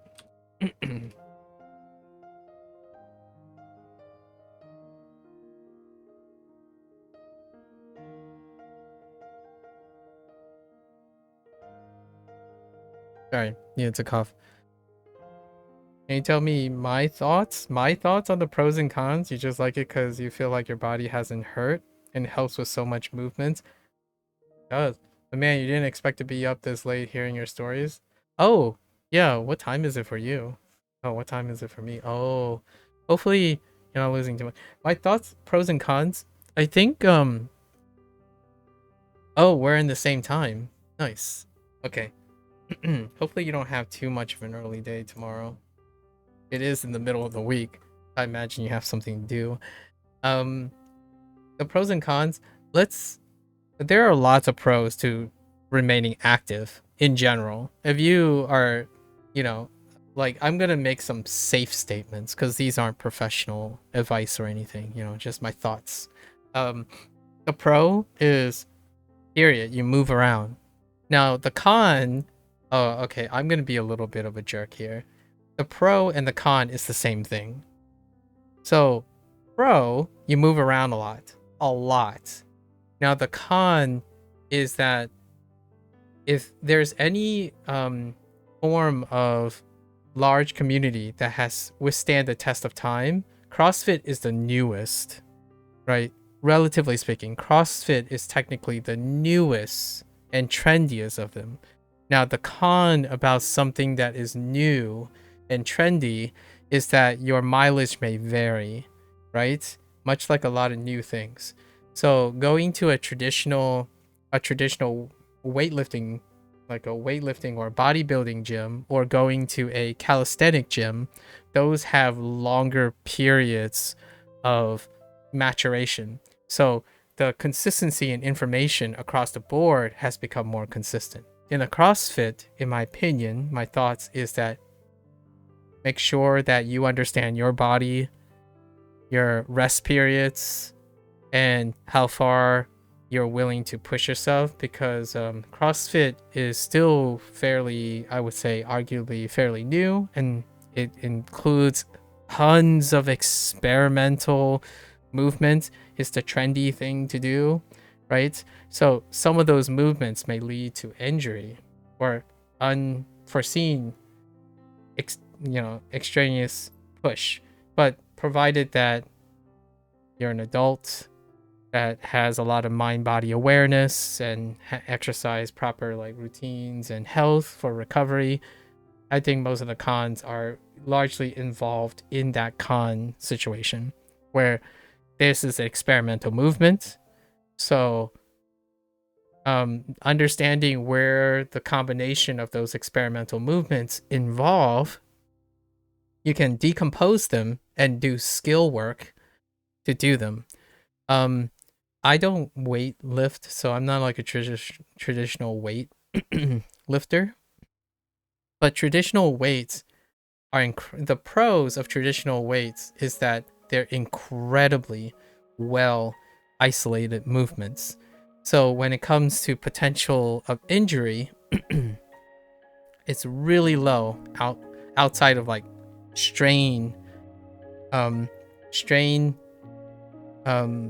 injuries. And then calisthenics involves the movements, the compound movements. So there's an increased mobility variable that can create weaknesses. Compound movements involve separate places, and it's only as strong as your weakest points. So you could feel like you could lift your body in a certain way, but there's a weak point, and then you pull that weak point instead.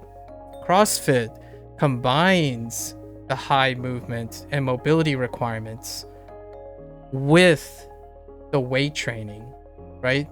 So CrossFit does one better, or attempts to combine the calisthenic compound movements oftentimes with the weightlifting. So the cons of weightlifting compounds with the cons of calisthenics. And when you're doing multiple compound movements on weight-bearing situations, the idea is hopefully the people there and other people exercise the due diligence regarding restraint and stuff, because of all the disciplines and like the strict disciplines of stuff for the gym period, CrossFit is still normalizing. It's far more experimental than calisthenics and traditional weightlifting ones. Traditional weightlifting easily is one of the oldest. And I mean, you're in the Air Force. You probably have done all the traditional calisthenic movements for Air Force, right? Your push-ups, pull-ups, dips, all the traditional things are calisthenic bound. And then you add weights to it, then you get closer to CrossFit. But it's usually more traditional weight-bearing things with traditional calisthenic stuff. CrossFit tries to up that ante by combining like multiple calisthenic movements while holding on to weights, and that's something that not a lot of people risk assessments. You can understand what you mean, because they told me someone died at the CrossFit games, and I'm like, what? That's very unfortunate. Yeah, that was an unfortunate occurrence. But yeah, CrossFit, you've been injured twice now. I hope they were not permanent, right? Risk. It's risk. Yeah, wrist injuries. So most joint injuries. So calisthenics, in my opinion, that's where I mean by calisthenics. Compound movements, most of calisthenics focus on using, at least normalizing your body first on all your joints. So the first routine is your routine for your wrists. Then your then your knees, elbows, and then shoulder. Actually, shoulder is probably second, but for the most part, putting weight on your load when you're still not normalizing joint movements, often that's where CrossFit has the most prone to injury, at least from my perspective. Not that CrossFit is bad, right? I want to dispel some misconceptions. The idea is it's new as well. So lots of the movements are incredibly experimental. So when you're recovering and you have joint pain and stuff, often defaulting to something like weightlifting, traditional weightlifting, and defaulting to calisthenics helps with mobility, range of motion. Those are your basic foundations. I almost feel like to CrossFit, right? To CrossFit, one might be, not professional advice, might be encouraged to have a foundation in weightlifting and calisthenics so that you get all the compound movements. Weightlifting doesn't involve most of the compound movements in calisthenics. But weightlifting gets you normalized to bearing your weight, like knowing how strong your joints are from the weightlifting and the really precise movements. And then calisthenics do the compound movements that combine the precise thing. But, calisthenics, you can put weight on, then like put a weight vest or something. But CrossFit starts there, right? They start right away where you're doing incremental weight progressions with overload, with compounded movements. And my first thought is someone's probably gonna injure their wrist.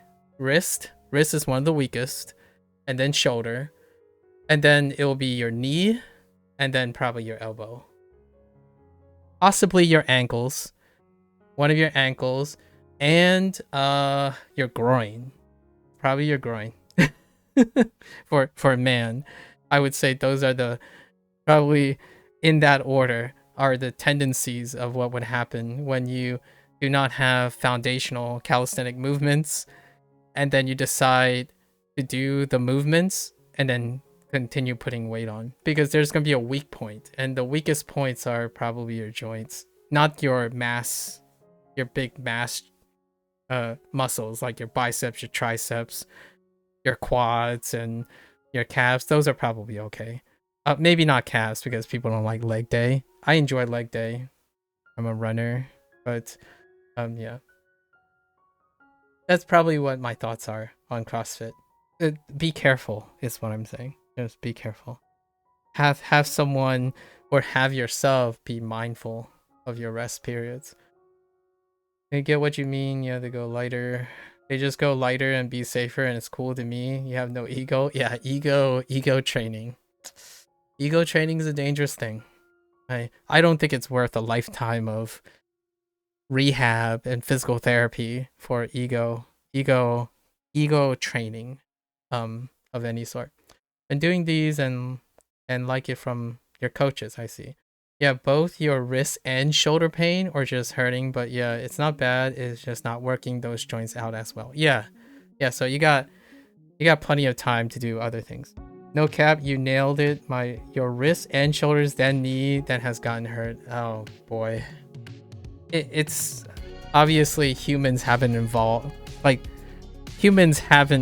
evolved that far apart where you have lots of humans that suddenly have bulletproof wrists, shoulders, and knees from stuff. So it wouldn't be a surprise that while programs for physical activity changes over time, they change far more rapidly than the biological makeup of humans. So hopefully you find a balance, like how to get your wrists and your shoulder and your knees some more support. Oftentimes performing the movements, right? It's the irony. This is like the one least expected thing that I feel most people would find counterintuitive. In order to make your wrist and shoulder and knee to be a lot more able to handle those movements, is to progressively overload them slowly as possible. So not only do you do more of those movements, you have to do slightly more each time until you know you can't do any more, right? So like, for example, in calisthenics, if you're constantly doing squats, your squats you're not gonna get any stronger than your highest squat. Like, so you increase the squat difficulty, the movement gets more difficult, right? Wrist is the same. The weight bearing, because you're using weights, right? Your wrist has to take on more and more weight, but you also have to slowly take on more and more weight on your wrist. And when you get injured, you're not doing any of that. So then you go back, it declines, and then you have to recover that weight again. So the more likely you're going back. And in my opinion, when it comes to weightlifting or like things involved weight, when you get injured, it's more like a 3-step back and a 1-step forward for a lot of people, where they do 3 steps back because the injury period takes that long. And then there's always that cautious overcompensation of, oh no, I can't push myself too hard anymore. But it's not necessarily pushing yourself too hard, like the extent to get back to it. It's more like how you gradually, safely get to that again. It takes double, and it takes time to get back there. So all the time you lose can feel like 3 steps back and 2 steps forward, and then 3 steps back if you keep injuring yourself. I think that's probably one of the most conservative ways to talk about what has ailed a little bit of CrossFit. It's really extreme. Like my first thought when I'm thinking about pull-ups, like I haven't done pull-ups. If I haven't done pull-ups for like 3 or 4 months, right? I'm like, oh yeah, I get back really easily. You do the first couple, it's like, oh, it's so light. Let's just stack on 50-pound weights and then do weighted pull-ups, right? Immediately in like 3 days, I expect my shoulders like to give up or something, as opposed to like normalizing it. Anyways, it's a little fun digression about physical things. I'm that weird guy. If you see me in a gym, like if you go to a university or something and you see me in a gym, I'm the weird guy on the side, like doing handstands against the wall as warm-ups. Like I might occasionally pick up a weight, but generally not before I can perform all the movements before the weight goes on. Oh yeah, it's because you can't handstand in the middle of the gym or floor. There's a chance you might knock something over or knock someone over. I like to do my handstands, out of sight, or like out on the side, because it looks weird. Like people don't go to a gym to do calisthenics. I usually just go to the gym because I don't like finding pull-up bars. Like I don't want to be this is more of a funny situation. It's hard to find things to pull up on in the middle of a city that wouldn't attract a lot of attention. Like I'm not like a fitness influencer or something, like, oh, let's go, oh, there's a ledge over there, let's just do some pull-ups on the ledge. Meanwhile, like several people walk under you or something, going to a door, like going through the door or something. Yeah, so I typically go to the gym because there are pull-up bars or bars of some nature somewhere. I feel like there should be a joke being made here. In my mind, a way I would troll is to pick up the weight plates and use them as elevated ground to do calf stretches or something. That guy, the guy where the weight probably is less valuable to me than the space to do it. I'm a little biased. I don't lift weights very often. I don't think I've ever been into a CrossFit gym though. Like a legitimately go to a gym where the principal thing is CrossFit. Usually gyms are places of cardio related things like treadmills, climbers, jungle gyms, and tracks, indoor tracks, stuff like that. Lots and lots of stretching area, a mirror, like a studio with a mirror, so you can do like skill training for handstands and like posture and balancing stuff. Yeah. You gotta get up in 5 hours? Yeah, thanks for hanging out. I'll let you, yeah, I'll let you. Oh no, we can yap in the future for sure. So ABC, I would love to hear what you're doing for CrossFit or what your plans are for CrossFit. I like hearing people's, be interested, right? If there's anyone interested, I'm certainly interested in what you're doing. I think talking much like what you said earlier. So we're gonna hang it up here, but talking about it makes it feel like it's important. And I think talking about it also gives clarity. So much like your voluntary share regarding your ex. Yeah, you're welcome. And thanks for the company for this evening. Good luck with everything. Until next time. And sleep well. Oyasumi nasai. I was gonna say, 下次再聊吧, right? No, catch you later.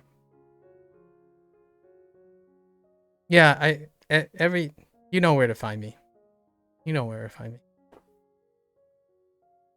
Yeah, I'll see you sooner. If not, yeah, sometime within the next year.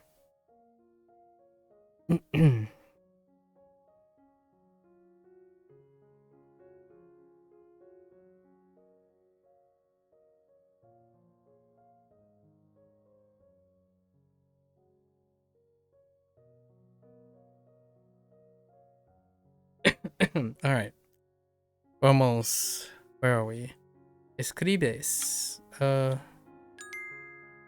thanks. Good night. Yeah, sleep well. Good night, Daigo. Again, happy birthday. If we don't talk to each other until then, happy birthday. Congrats on 30 years of age. Here's to the next 10 years. Ganbei? I don't have a Ganbei.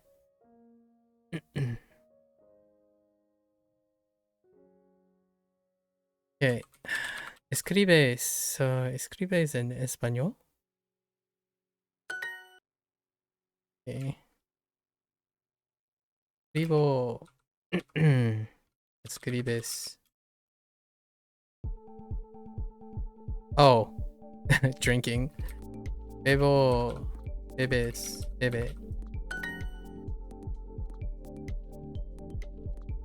La mujer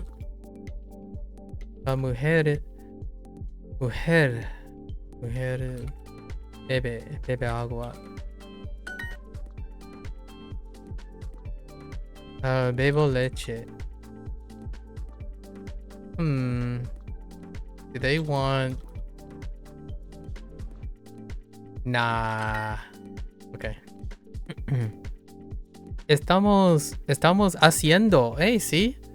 They have gerund phrases in this. What the heck?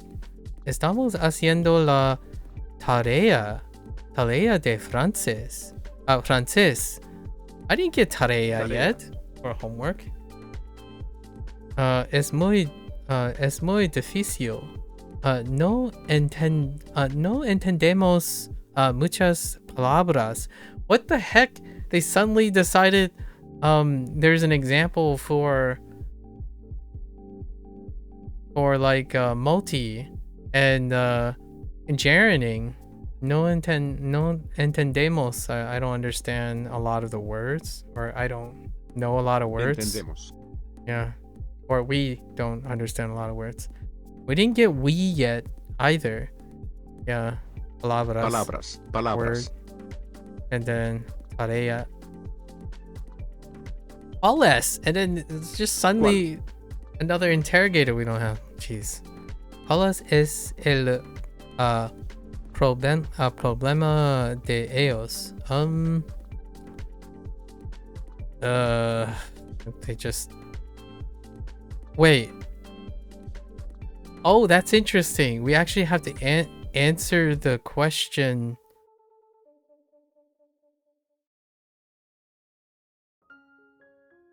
They don't...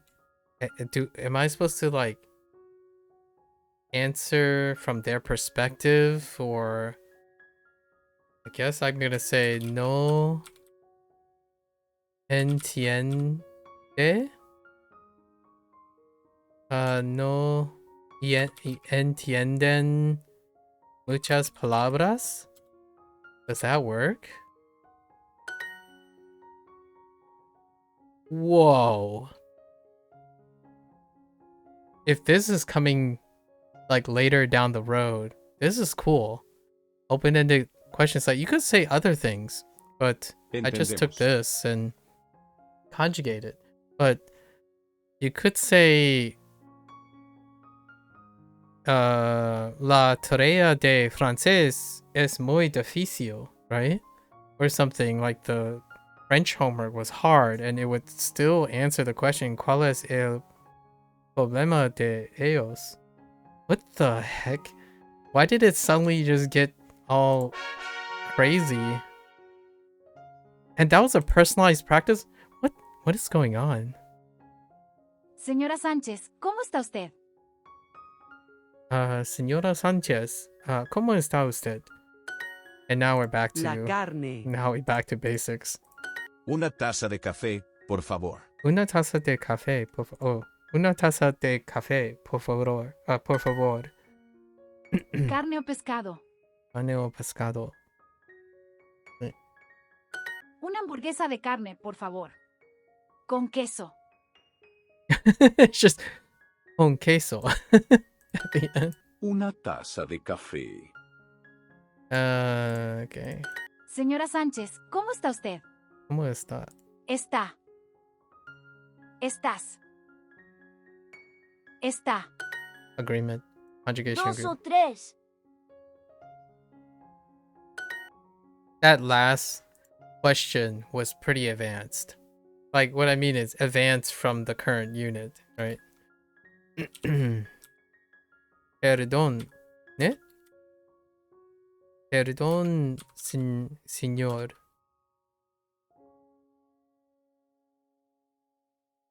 Perdón, señor. ¿Eres preocupado? No, reo. Ocupado? Does this work? Disculpe. I feel like perdón. Oh, está usted. Oh, and they didn't want it. I feel like you could get away with perdón. Uno o dos.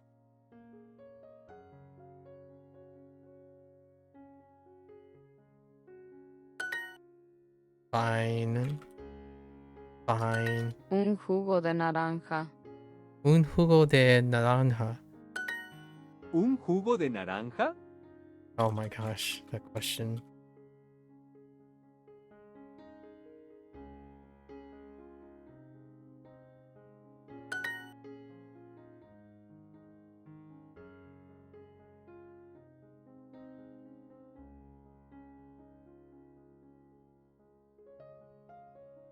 Una taza de café con azúcar. Sin leche, por favor. Okay. Alright, fine. Disculpe, señor.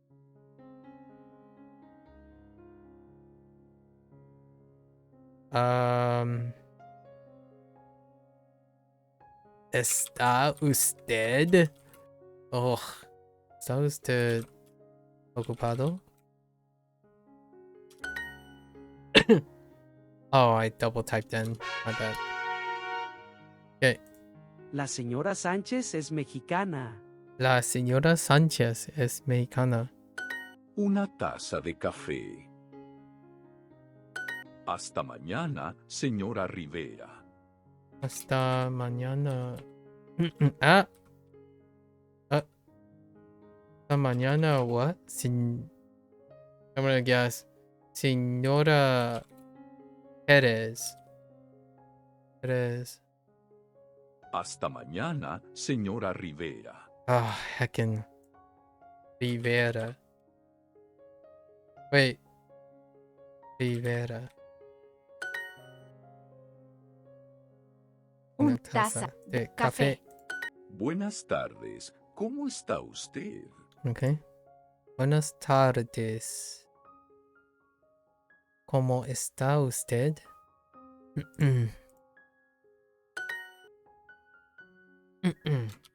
Una taza de café. Por favor.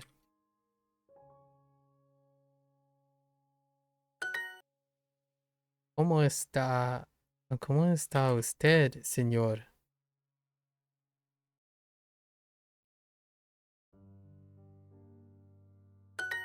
¿Cómo está usted, señora Pérez? Está. Un Excuse me. sándwich de queso. Un sándwich de queso. Okay. La carne. La carne. Actually, I'm kind of curious. La sándwich de queso. What's a grilled cheese in Spanish? Grilled cheese. Then, wait.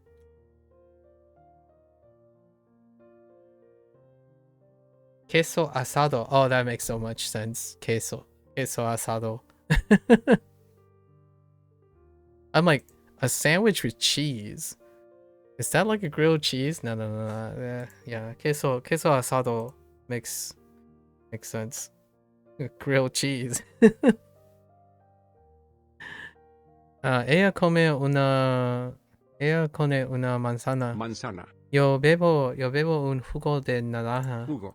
Okay. Un jugo de naranja. Con queso. Con queso. La carne. ¿Un jugo de naranja? Un jugo de naranja? Alright, that must have been an outlier or something. That last prompt was crazy. It was fun though. I can't wait. I can't wait to get to there. Una hamburguesa, por favor. Una hamburguesa. Por favor. José, tú estás cansado. You are tired? Wait. Why are you telling the person they're tired? I can kind of see. I can kind of see situations where you would say that.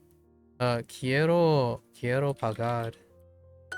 Carolina, tú estás cansada. Yeah, like that. Tú estás cansada. As in like, oh, you're tired right now. You should rest, right?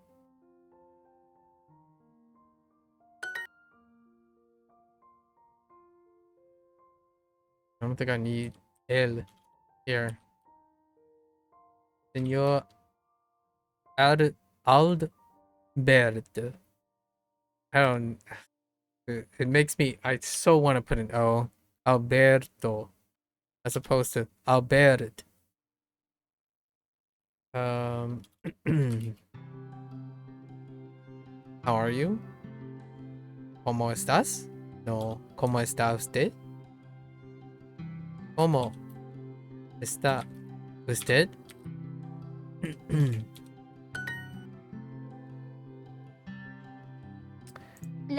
La señora Sánchez es mexicana. Mexicana. Buenas tardes. Hmm. Hmm. We're gonna go with ¿Cómo está usted?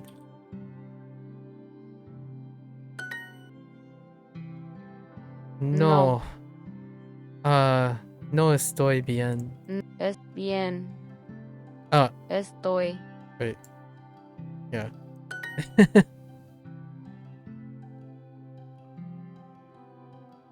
Hasta luego, señorita. Señorita Rivera. Ooh, exclamation mark. Wait. Okay. ¿Cómo? ¿Cómo llama usted? ¿Cómo se llama usted? Usted. Mr. C. Okay. Un vaso. Sí. Estoy muy ocupado.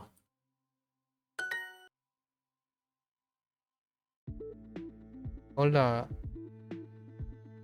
Hola. This is a casual. Let's do ¿Cómo te llamas?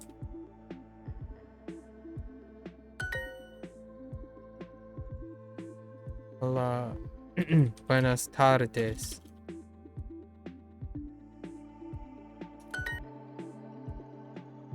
Adiós. Señorita Pérez.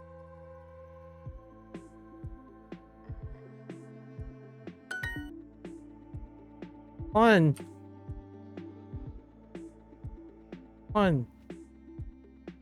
My man, Juan. ¿Estás ocupado?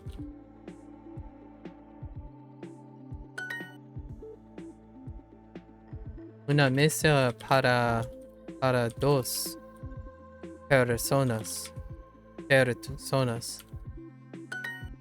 Okay. Oh, we passed midnight. Okay.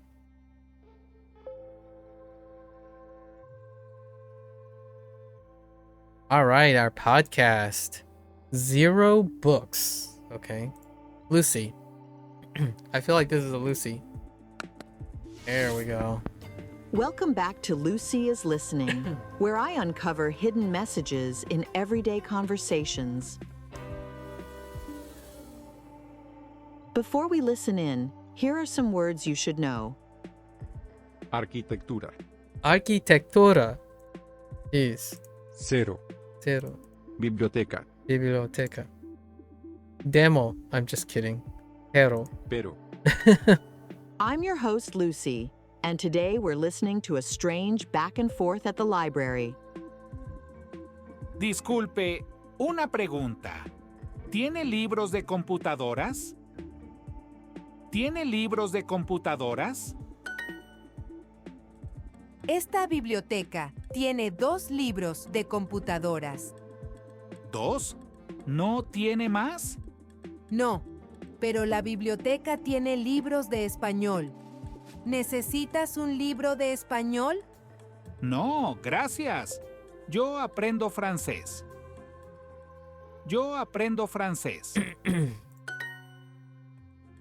¿La biblioteca tiene libros de francés? No. ¿Y libros de arquitectura? 0. Ah, la biblioteca necesita comprar más libros.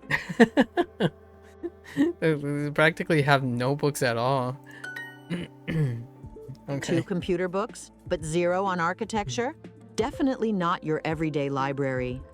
Could this be a secret numeric code for an upcoming operation? 0 French books I'll too. get to the bottom of this. That's fine. Remember, I'm always listening. Oh, the animation. The lack of animation. The TLC. It's not true on the mobile side of things, but let's... La universidad no tiene computadoras. La universidad no tiene computadoras. 1, 2, 1, 2, 3, 4. 4. La estudiante tiene una pregunta y quiero hablar con el profesor.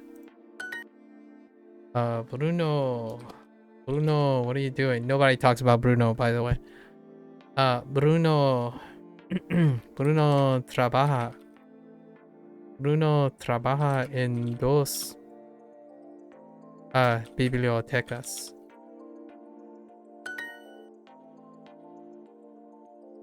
Tengo 2 bolígrafos.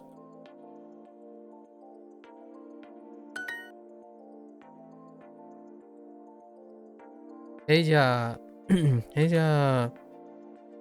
dice, estudia español en la universidad.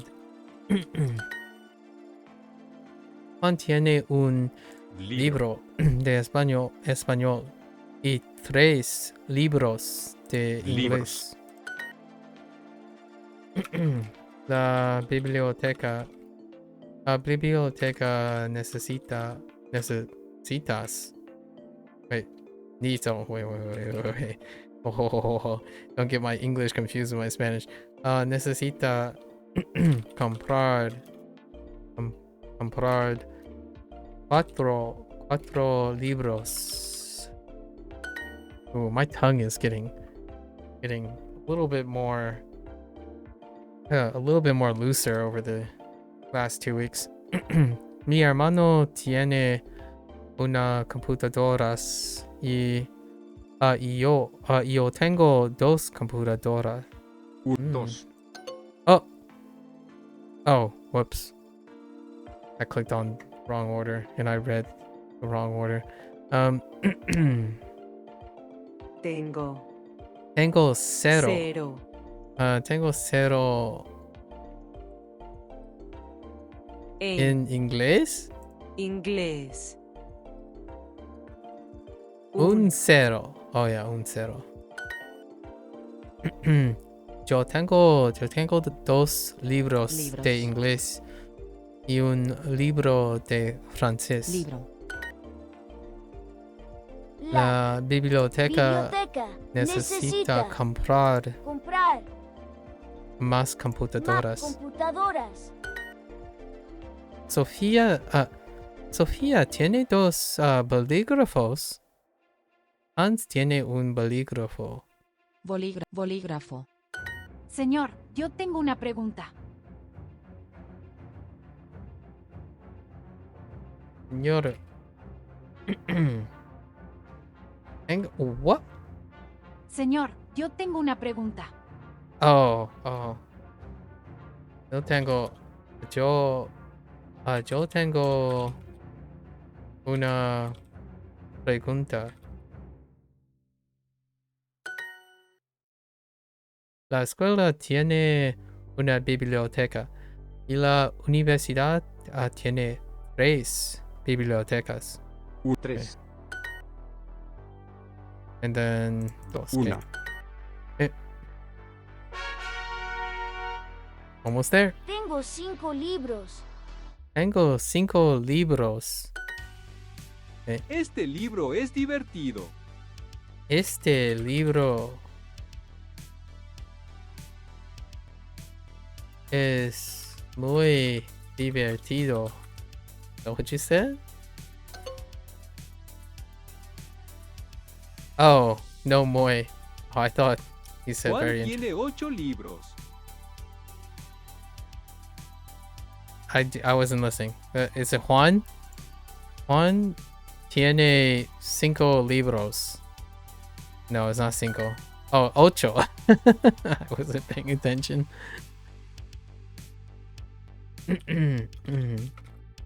La niña quiere aprender español. 6 bolígrafos y 7 libros. 6 bolígrafos y 7 libros. Okay. No, no necesito, no necesito esta computadora. La clase tienes 8 estudiantes. Oh, tiene, whoops. Yo necesito 6 libros, por favor.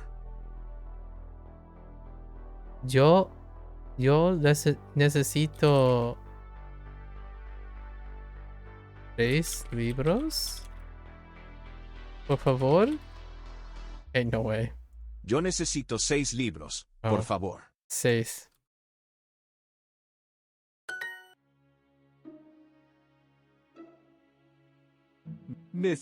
No necesito aprender francés. Francés. María tiene 5 estudiantes. Ups. María tiene 5 estudiantes. Y estoy aprendiendo francés. Amanda. Aprende. En Francia.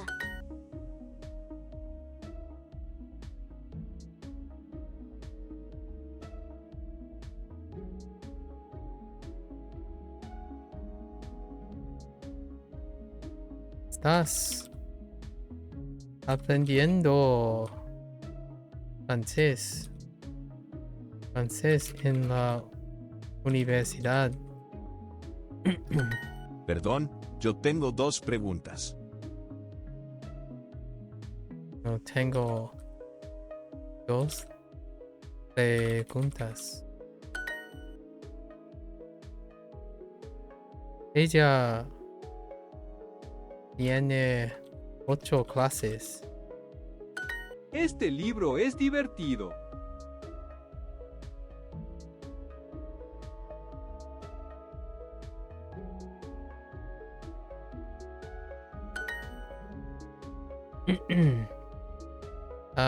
Right. Tiene 8 estudiantes. Okay.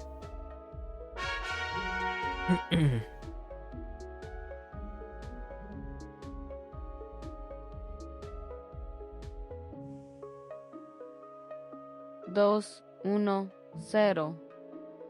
2, 1, 0. Oh, it's going down. 1, 0. Oh, come on. 2, 1, 0. There's a bug. 1, 0. Jeez. La biblioteca tiene 6 computadoras. La biblioteca tiene 6 computadoras. Okay. Uno trabaja en dos bibliotecas. Eduardo, ¿necesitas este libro? Necesita... What? ¿Este libro? Oh, it's a question. Oh, you're asking if they... Oh, okay. Not paying attention. I was trying to get it without listening. La biblioteca tiene 8 computadoras. Mi clase tiene 7 estudiantes.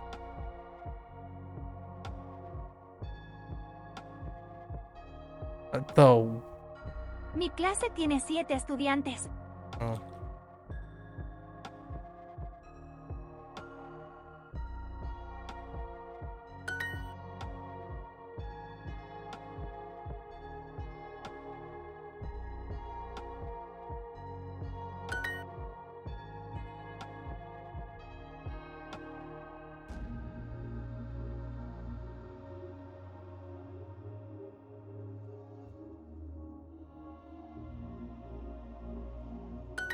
Eduardo, ¿necesitas este libro? Eduardo. Wait. Eduardo. Why does that look weird? I swear I'm writing his name incorrectly. Oh, it's fine.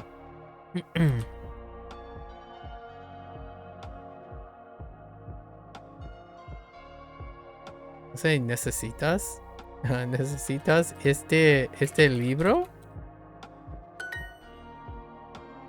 Did I misspell his name? Eduardo. No. Okay.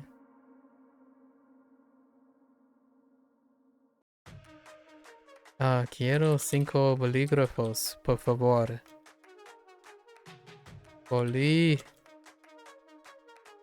Bolígrafos, por favor. La universidad.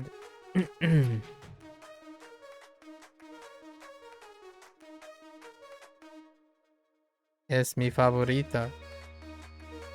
Oh, this. Whoops. Good call.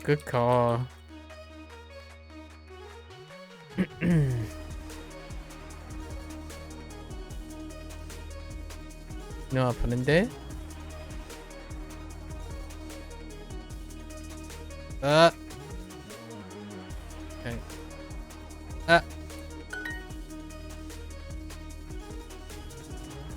La clase de English es divertida.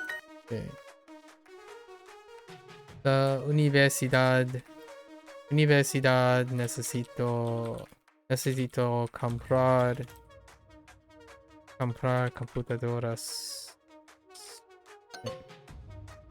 Oh, why did how did I make that typo? Usas este bolígrafo. I was paying attention. Usas este bolígrafo.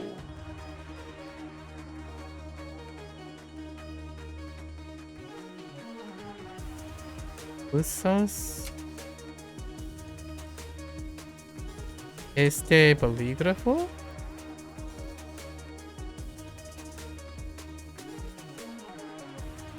Usas este bolígrafo. Oh, it's a question. Okay.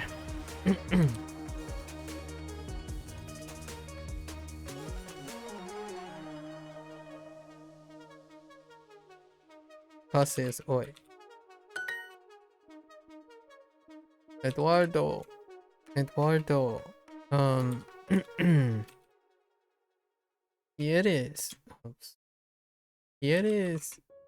¿Quieres aprender inglés?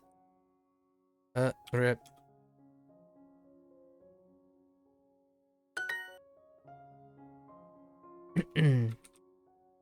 No aprendo. No estoy aprendiendo español.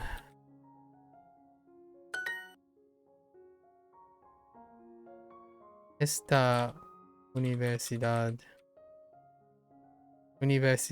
es mi favorita. Ups. La universidad necesita comprar computadoras. Alright, and our trophy. So not much today as well. Ella tiene 2 clases. El martes. ¿La universidad tiene 3 bibliotecas? Sí, ella tiene 3 preguntas.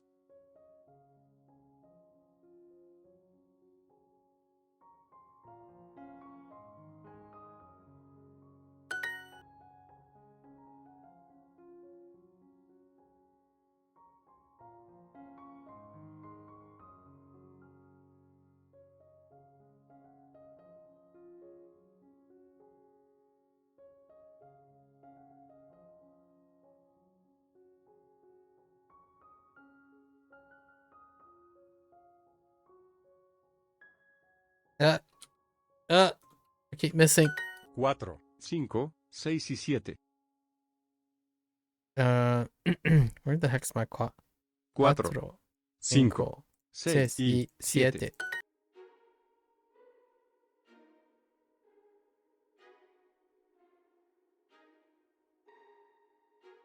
¿Quieres aprender? Es... La universidad no tiene computadoras.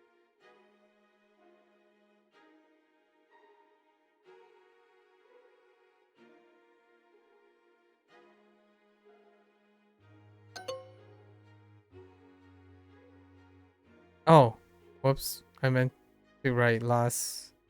Oh, wait. I guess I don't even need las, huh?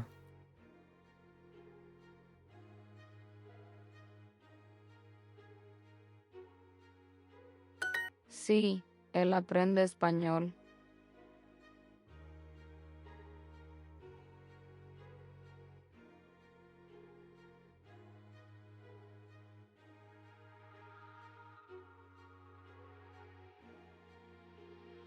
Sí, él aprende español.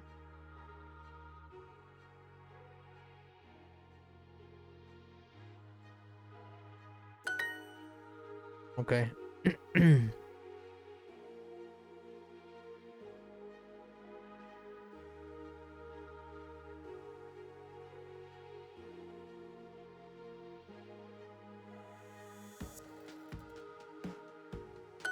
Es un libro interesante.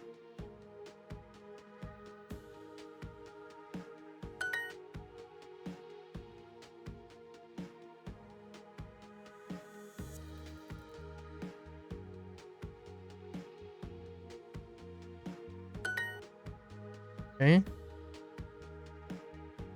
Okay.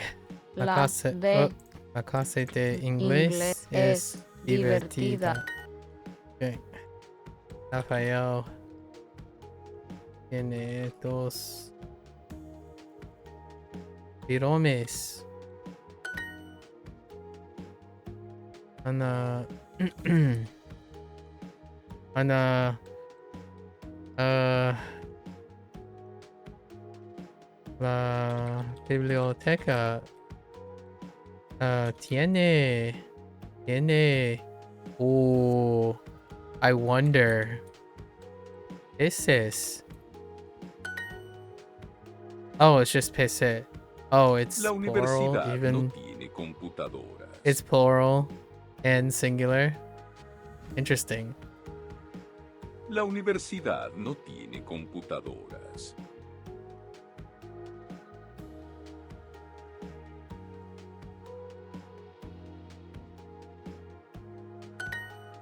Okay. Well, we got to a little after midnight, but we got 2 digressions in. Pretty excellent practice. I haven't talked about fitness in a while this evening. Got a chance to talk about fitness a little bit. And like it. Earlier today, I got to do my spiel with about efficacy of language learning at the interface of human motivation and critical thinking. Right. All right, 19. Really? There are 19. So we have the 4, 5, 6, 7, and 8. And estudiantes count. Oh, the plural versions of everything. Preguntas counts. Okay. Clases.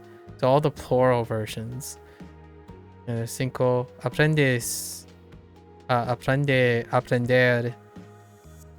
Yeah. And aprendo.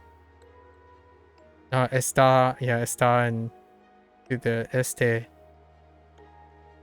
Bibliotecas and biblioteca. Bolígrafos. Okay. Libros. Okay. That's why there's more. So really it's 0, 4, 5, 6, 7.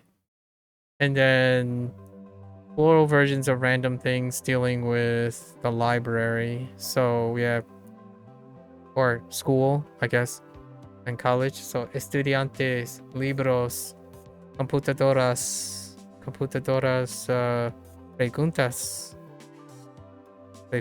clases, and then the aprender for learning, and then está en este. Yeah, not a lot. Very, very tiny. Oh, and polígrafos. Of course. Super small. Very small. Alright. And then, as per usual, let's look at what we have on the track. I'm actually kind of curious if the track has the gender agreement thing. Alright. So, let's take a look at this. So, pod in your usual space. Yeah, it has the gender stuff, the additional gender stuff. Oh no, something's blocking this. It's alright, I can't write over that. There's an element that's blocking it. So we have 1, 2, 3. Yeah, your standard. So 3 podcasts. 1. What do we have for a topic? Favorite places.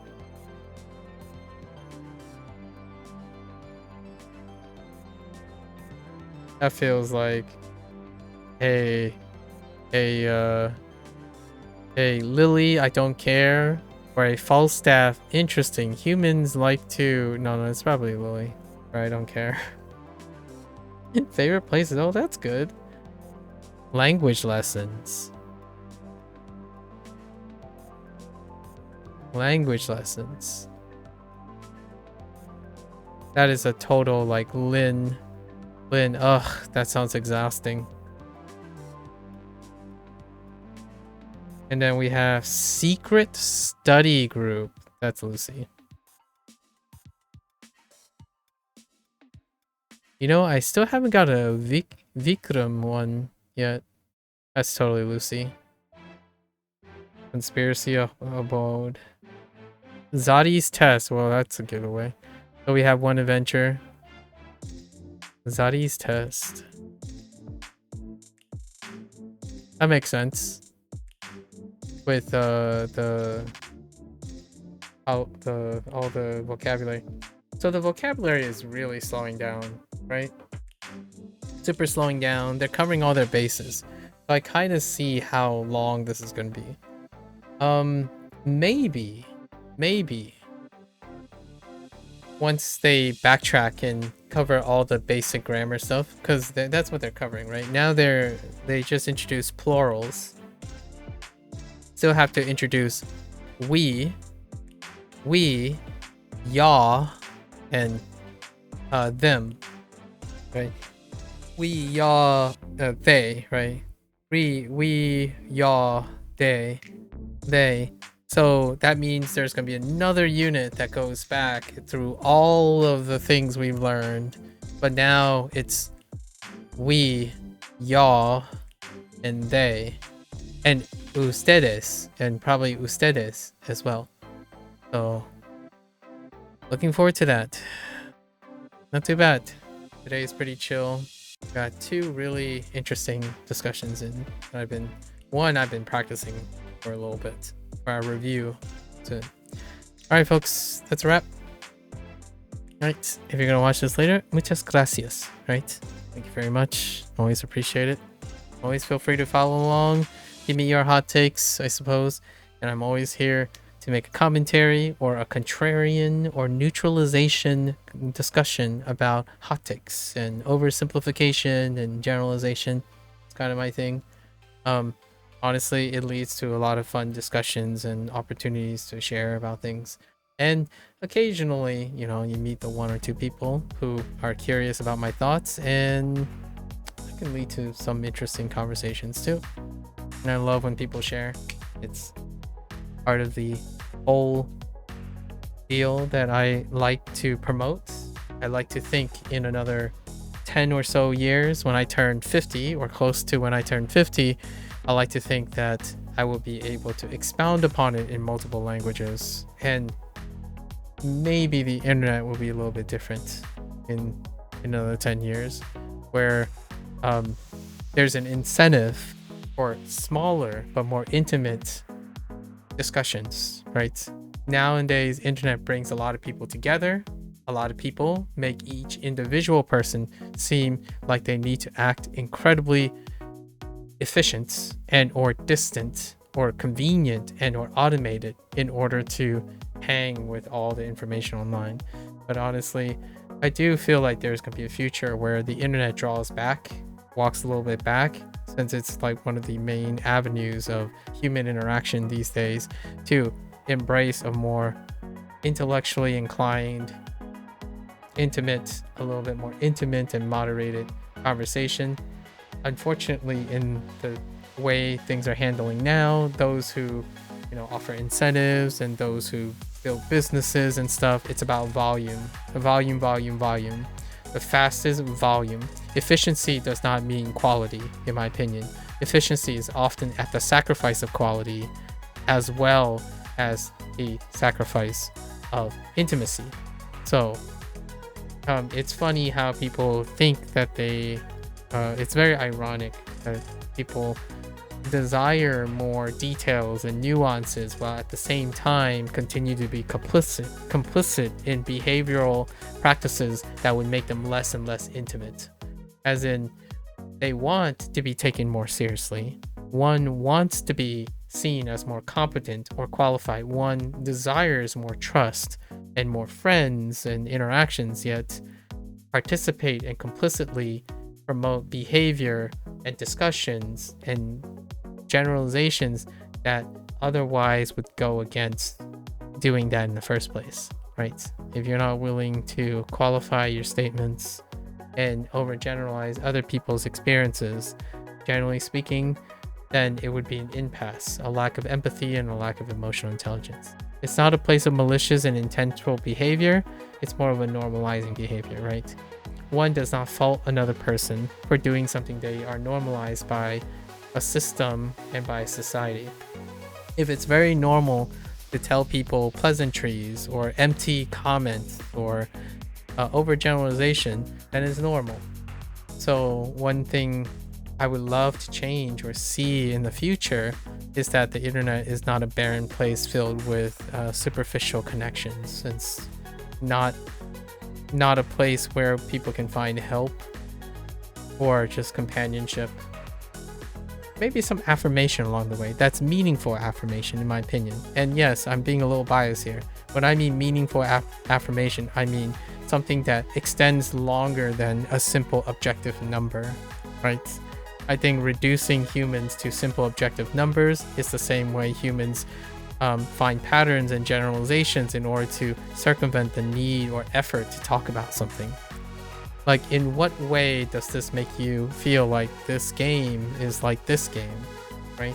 As opposed to categorically taking the low effort, redundant way out of calling it by a group, right? Oh, hey, you're an English speaker. You're just like all the other English speakers. It's like, oh, you English speakers always do this. Oh, you Japanese speakers always do this. It circumvents the need for discussion, right? I'm sure if you don't have enough time, that's perfectly respectable. Like, I understand life is very busy. At the same time, when you are very busy and you choose to initiate a discussion, the question is, are you often surprised by the rare occasion that someone wants to talk about something and you were taken aback? If you are, I perfectly understand that you would walk away and go seek someone who would entertain your generalizations. Like, yeah, preach to the choir. In other words, for me, I think the most rewarding aspect of every moment of my life and streaming is because, or like streaming in general, or the things I do, is I'm really, really pre-selecting and double downing on the investment that I take with my time. Be it nobody finds this interesting or want to do any of this, that's perfectly fine. I'm doing it for myself, right? Still worth it in the end. And one day when I have to go out and I don't know, work a job again, I will be at least that person that has practiced this a lot, right? I practice making sure to make myself care about things and care about myself. And because I care about myself quite a bit and learn how to practice self-awareness and problem solve on my own, that kind of thing, it gives me a lot of time. It frees up a lot of time. Micromanagement makes it so that I'm not waiting for problems until they become too big, so I have to address them. I'm taking care of the problems as I go.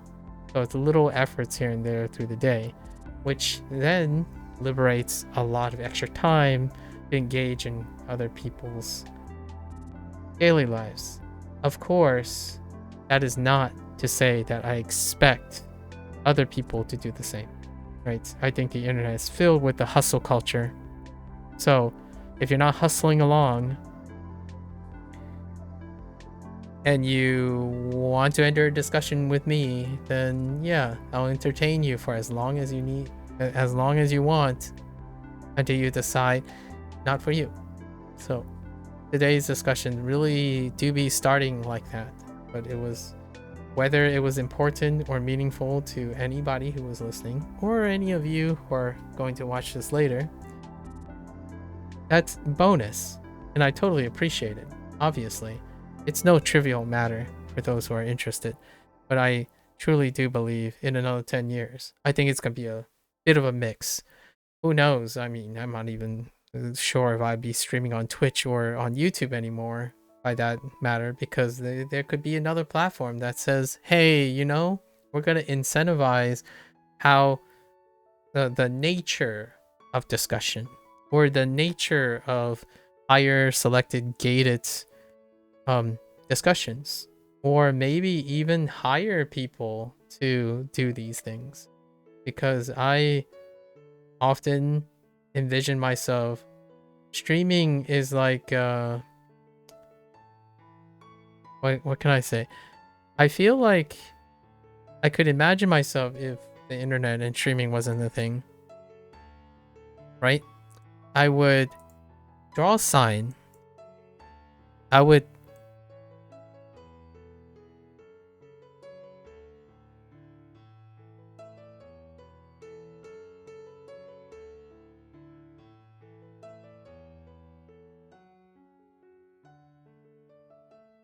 sit here, right? Oh, that's a really big chair. But I would sit here, I would read a book, right? I would read a book,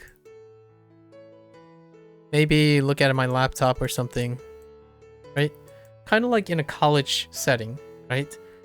Be in front of a very large, and this is not drawn to proportion, and like, talk to me, tell me your story, right?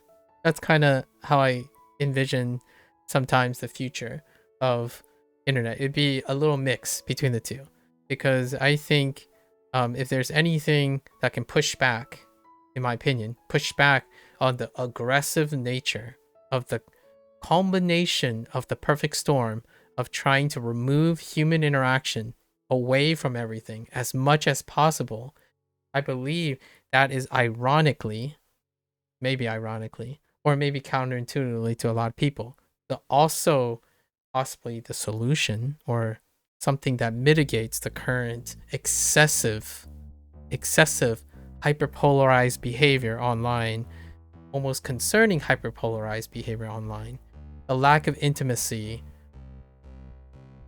deep end loneliness, and yeah, these are all buzzwords, but I actually think making the internet the medium which is a little bit more intimate, and being more emotionally intelligent, and making more emotionally intelligent, not AI, sorry, but maybe a little less so of AI stuff, but a little bit more emotionally charged and emotionally intelligent products may mitigate some of the, in my opinion, the very noticeable upcoming generational social issues that are coming up, right? Social anxiety, I think social anxiety is a product of normalized behavior, actually. And it compounds on itself. If everyone is socially anxious, then boy howdy, where are you going to find the people who initiates? Kind of a situation. Some rhetoric or thought. But yes, I'm very pro communication.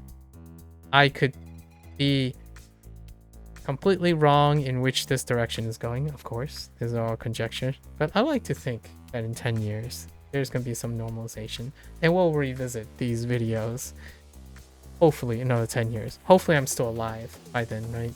Barring any unfortunate accidents or cancel culture, right? Cancel culture is very strong as well. So who knows? I might be a little too sappy for this type of medium now. People think it's very cliche and unimportant to talk about how to communicate in depth with other people. And low-key, it's an asset nowadays to be able to do that. You want to get a job? Stick out like that, at least in my opinion. Learning a language usually is a great way to kind of get reconnected with the idea of using communication, having to talk to other people, having to communicate with a different language, with restricted language, and then always being in an environment of understanding and humbleness and humility, while also engaging with another person who may or may not know more than you, that kind of thing. It's a wonderful time. Language learning is a great catalyst for some of these things, but most skill building is a great catalyst. Starting a new skill is a great catalyst. Going to a gym for the first time, CrossFit, right? So go out there, have fun, or have courage, I guess. Courage and self-trust.